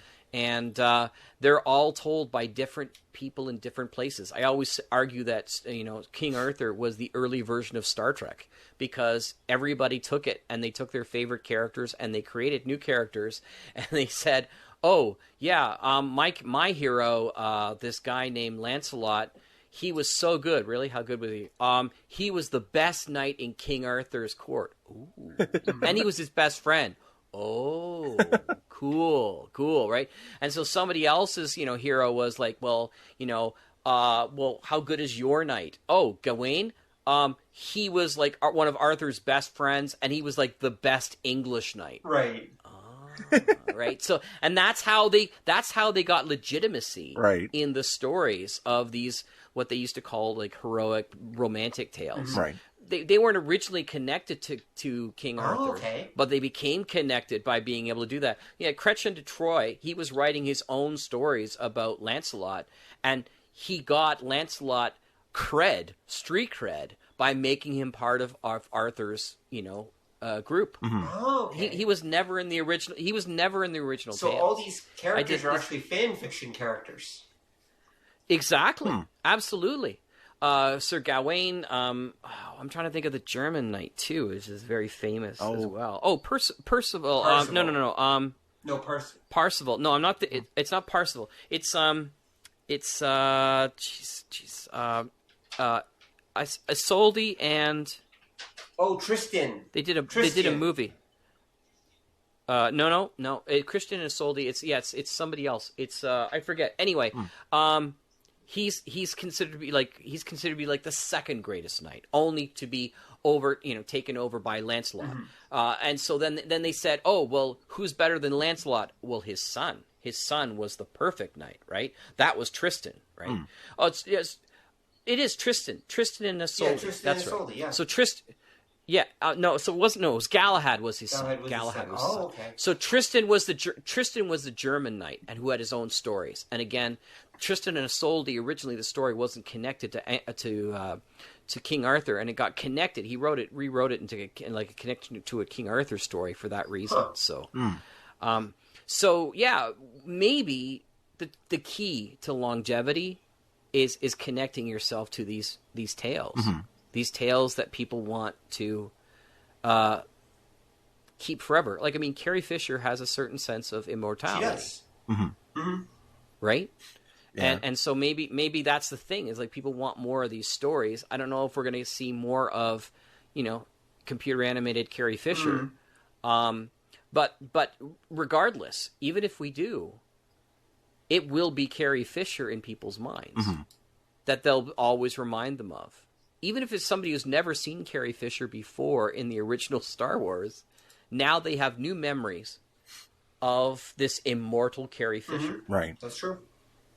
Weird. Yeah.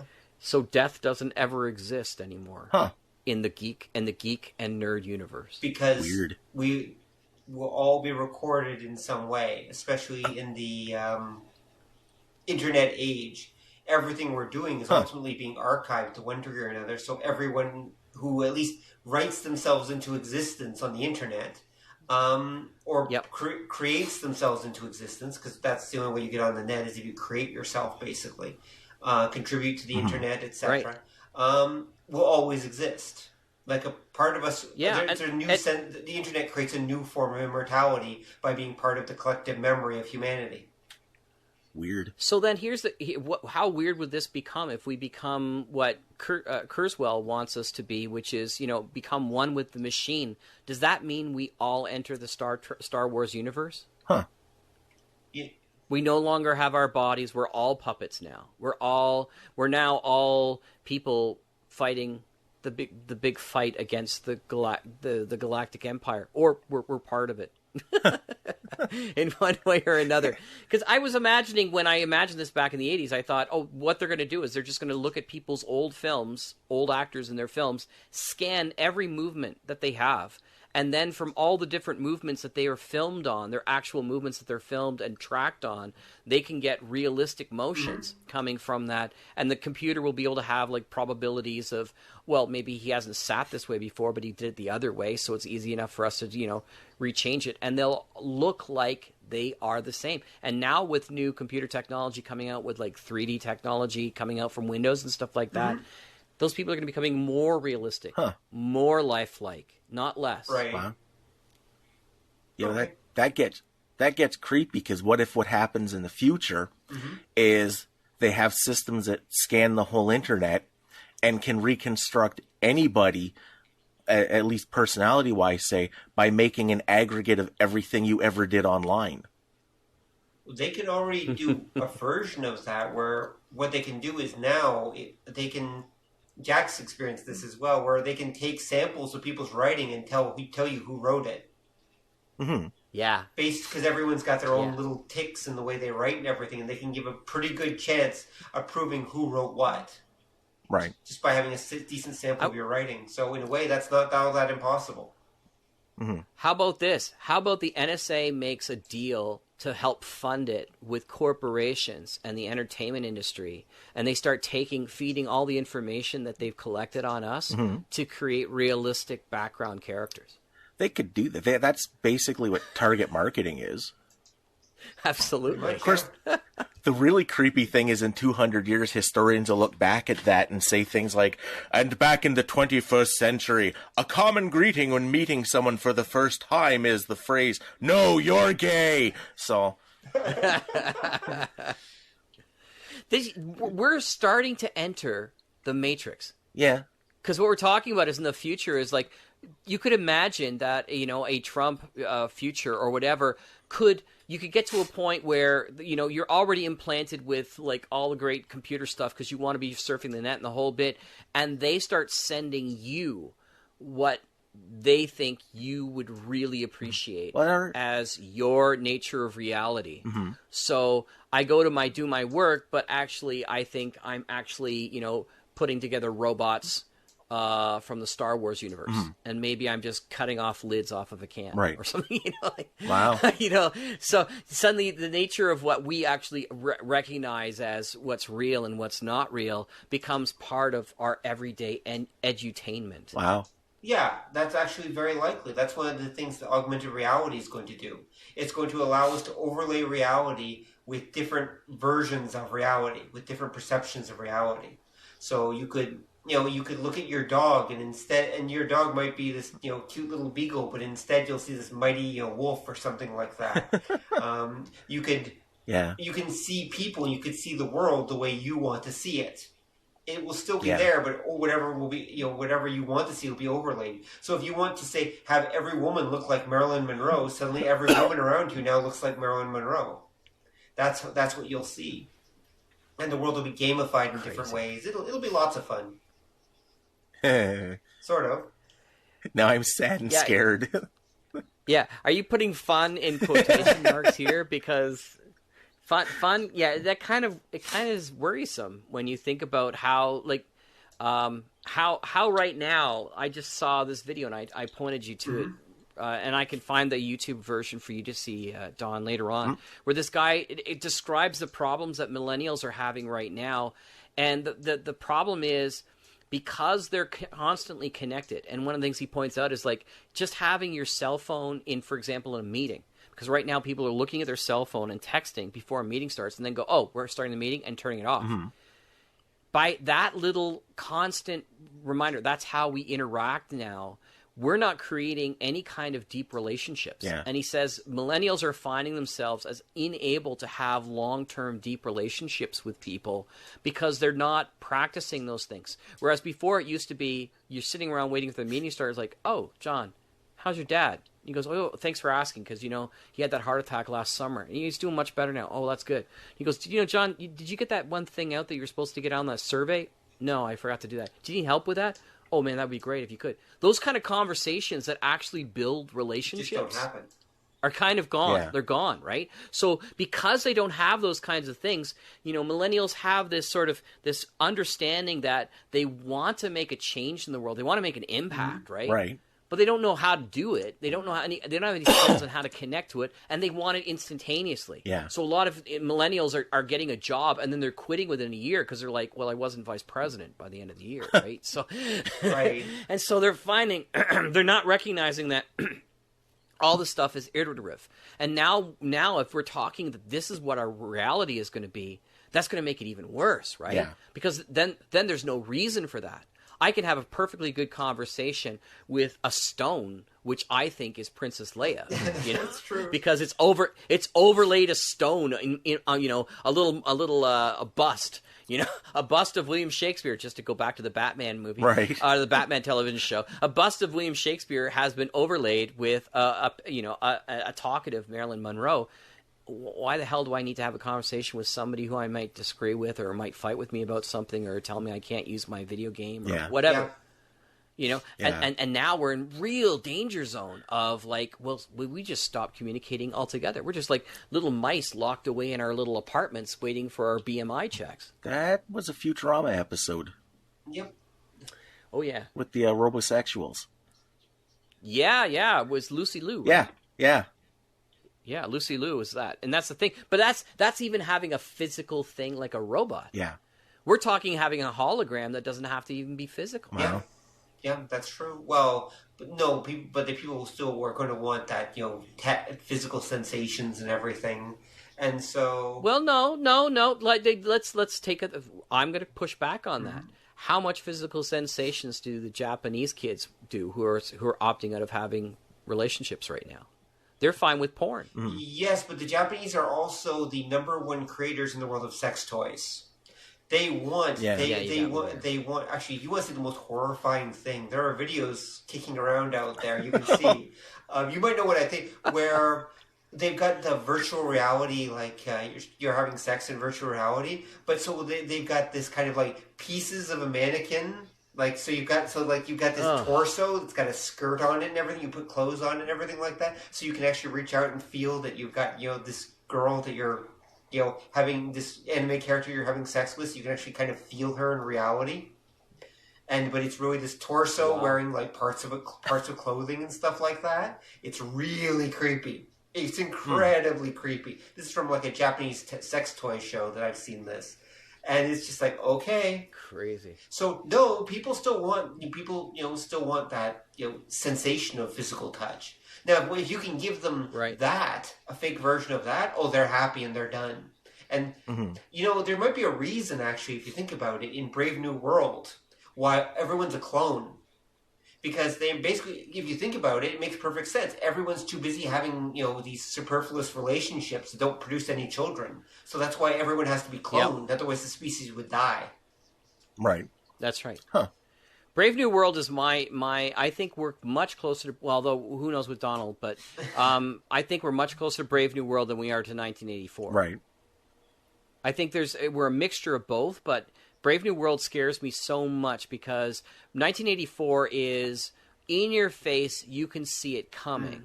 Right. Brave New World, you accept it because it's one is like controlling you through pain, 1984, and the other one's controlling you through pleasure, and that's Brave New World. Yeah, that's why it will win. And it's yeah, absolutely. It's it is, but that's the future we're headed for. No wonder so many celebrities are dying. They're trying to get out while there's still time. That's what a lot of people are saying, right? They're trying to get out before it changes. But like, I like to push back on that when people go, well, we have to have automation. That's where we're going and stuff like that. It's like, I got to push back on that and say, look, we should be the masters of our own future. Isn't that the whole point of being a species? Is that we are the ones that make the decision as to where we want to go. We sit there and we say, for example, you know what? This science is not something we want to do, so we're not going to have people on the street creating bacterial warfare, right? We decided that that's going to be against. There's going to be people that are trying to do it. We're going to arrest them for it and all that kind of stuff. So we as a society have to sit there and say, you know what? Just because like right now the government, Obama's government, just came out and said, oh, by the way, all those jobs that you guys have driving cars, those will be gone soon. Yeah. So. Just get ready for that. You know what? Maybe not. Maybe that's something that we don't want to go down that road for. I'm always reminded of like Star Trek, The Ultimate Computer and Captain Dunsel, right? There's a point where if we as human beings want to feel like we actually matter, we have to have something meaningful for us to do. Right. And if you're going to remove all the aspects of work, nobody wants to do back-breaking work, fair enough. I agree with you 100%. But if you remove all work from people, we're going to see mass levels of depression. We're going to see mass levels of people doing violence, mass levels of people breaking that because they're bored and they feel like they have nothing to live for. Yep. People need to feel valuable. Yeah, that's true. So I I get freaked out when people start talking about BMI. I get freaked out when people start talking about, no more jobs, no more things to do. I'm great with if we want to transition away from a capitalist society and move to something like the Venus Project. I don't know if you guys have ever looked at that website. Very cool, very Star Trek-ish. They sort of sit there and say, the Venus Project is like, you live in a community, you all work towards the betterment of mankind or the environment or something in some way. So you're coming up, you're working on developing new technology, new science, and you all get the benefits of whatever we develop, right? So if we start developing new computers, we can roll them out to anybody you want. It's not a matter of how much money you make and stuff like that. You base everything on innovation, creation, development. That kind of thing I can see us doing. But if we're going to continue with this desperate run through capitalism, which is, it had its good run, but right now it's going to destroy us once we ramp up everything to a point where we can mass produce ourselves into a grave and a destroyed environment. Right. BMI is not going to save us. It's going to be a danger for us. Because the idea of BMI, and that's basic minimum income. I was going to say, you better define the original, the basic minimum income that we used to have in the 70s that they tried was designed to get people out of using basic minimum income and get into a good job. Right. So, but people don't seem to understand. It's like, wow, that'll be great. Everybody will have basic minimum income. You can stay home and do whatever you want. And the whole bit is like, yeah, how is that paid for? Think about this. It's paid for by taxes. So then nobody's paying into the taxes. Oh, we'll get it from corporations. Really? Because those corporations are the ones that now have all the power, because we're no longer operating in such a way. We're depending upon specifically what either the government or what it gives us. So if the government can't afford to it, then they're going to start outsourcing all that stuff to corporations. Yeah. So now and they're going to start bundling all those things. So we'll no longer have social insurance. We'll no longer have public run healthcare because they can't afford it. We'll no longer have roads and all those things. You will be paying a little bit to this company, a little bit to that company, and that. And so all the basic minimum income that you come out will go right back into the system and enrich the corporations. And then you're going to have the government come back and say, yeah, we really don't need to give you this much anymore. We really don't need to give you this much anymore. And you've just enslaved the entire human race into feudalism 2.0. Hence cyberpunk. Welcome to cyberpunk. Yeah. Yep. Yeah. Yeah. Yep. So and so there we went to a really positive place about nothing dies and stuff like that, to the death of civilization. That's good. Exactly. Death is all around us. Death is all around us, and that's why we immerse ourselves in popular culture as a way to escape it. Well, that's a good point. Exactly. I mean, I always say that story is more important than gravity. Story is the most important aspect in our understanding of the universe, because we relate to everything through story. Right. How do we how do we learn anything? It's through some form of story. It may not be a formally done story in one way or another, but as a beginning and a middle and an end. So story is indeed what runs the universe in so many different ways. And so story itself is immortal in that way. Story can be refocused, rechanged, retooled, remade, repurposed, but it still remains to be the one way that we learn, the one way we perceive the universe. Even if you're an atheist, you're still telling yourself a story. That's true. Yeah. Of how the universe operates. So okay, so in the end, we will all become part of the great story. Right. Well, that's very Buddhist. All right, so on that note, thank you very much, Jack, for dropping by and helping us puzzle through the mysteries of death and the nerdly arts. Any final thoughts, Don, before we go? Yeah, actually, I do have one. Okay. Because if you want to talk about nerdly deaths in 2016, I'm getting choked up. There's one important one that we didn't get to. Oh, which one? Randi. Oh. Randi Cartier. Right. Well, that's something that most of our listeners wouldn't be familiar with. But you're right. We should probably mention Randi's passing. So why don't you do the honors? I'll give it a try. Because she was, some people would know her. She's friends with Kevin Siembita. at Palladium. And she Palladium did some... The publishers of the TMNT role-playing game, the Rifts role-playing game, Palladium Fantasy, and various other role-playing games of the 90s. Yeah, and she did some writing for them. People have probably seen her name. But back when I was a kid and started gaming, her and Roger, her husband, they're old, like pre-first gen gamers. And they used to run they called it the Dragon's Den. It was like a gaming shop, and they used to do it in their house. When they started, I remember it was their kitchen. Mm-hmm. You'd call for an appointment, you'd show up, and she'd bring all the stuff out, because this is when gaming first started. And it would all come out. She'd bring it out, set it up on the kitchen table, and then they had a room, and then she eventually had a store. Right. I remember the store. Mm-hmm. Yeah, because that was when you were down. That was years after. Right, yes. And, for me, when I first started gaming, her and Roger were one of the bigger influences. Because I got a chance to discuss stuff with them, and again, because they were right there from the beginning, they brought they made a point of bringing in stuff you'd never heard of in that. And I haven't seen either of them for years, but... hang on. Ooh, there we go.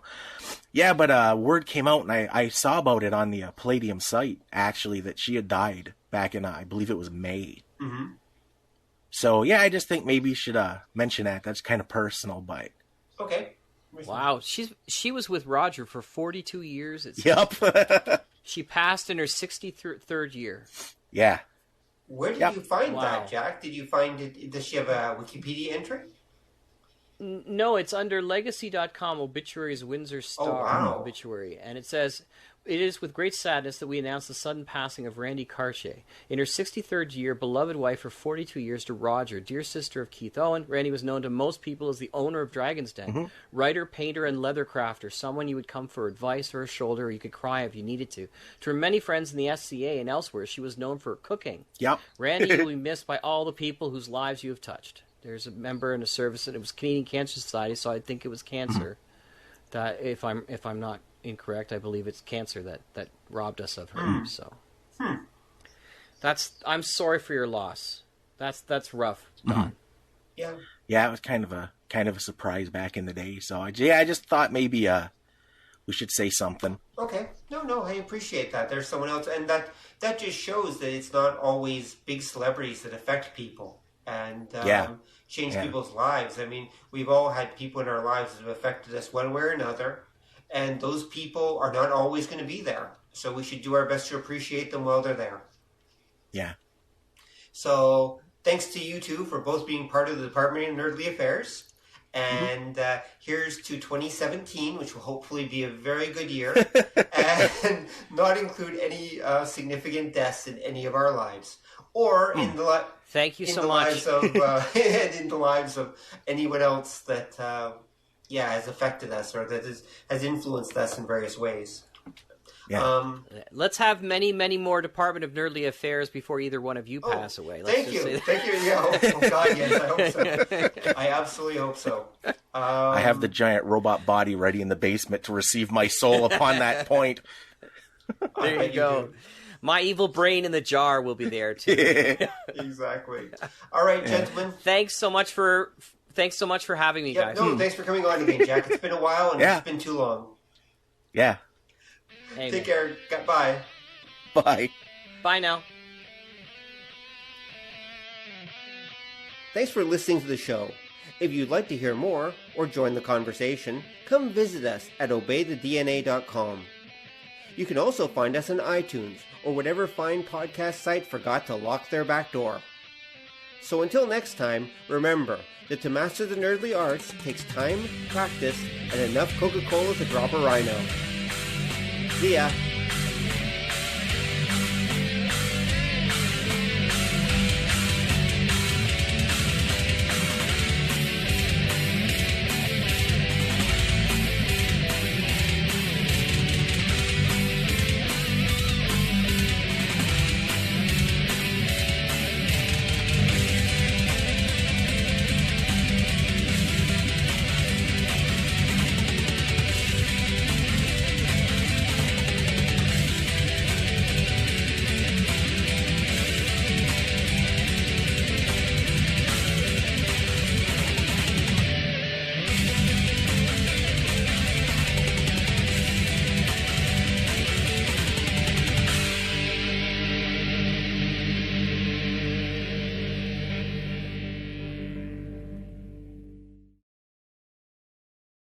come on over and join the conversation at obeythedna.com, where you will find show notes and more.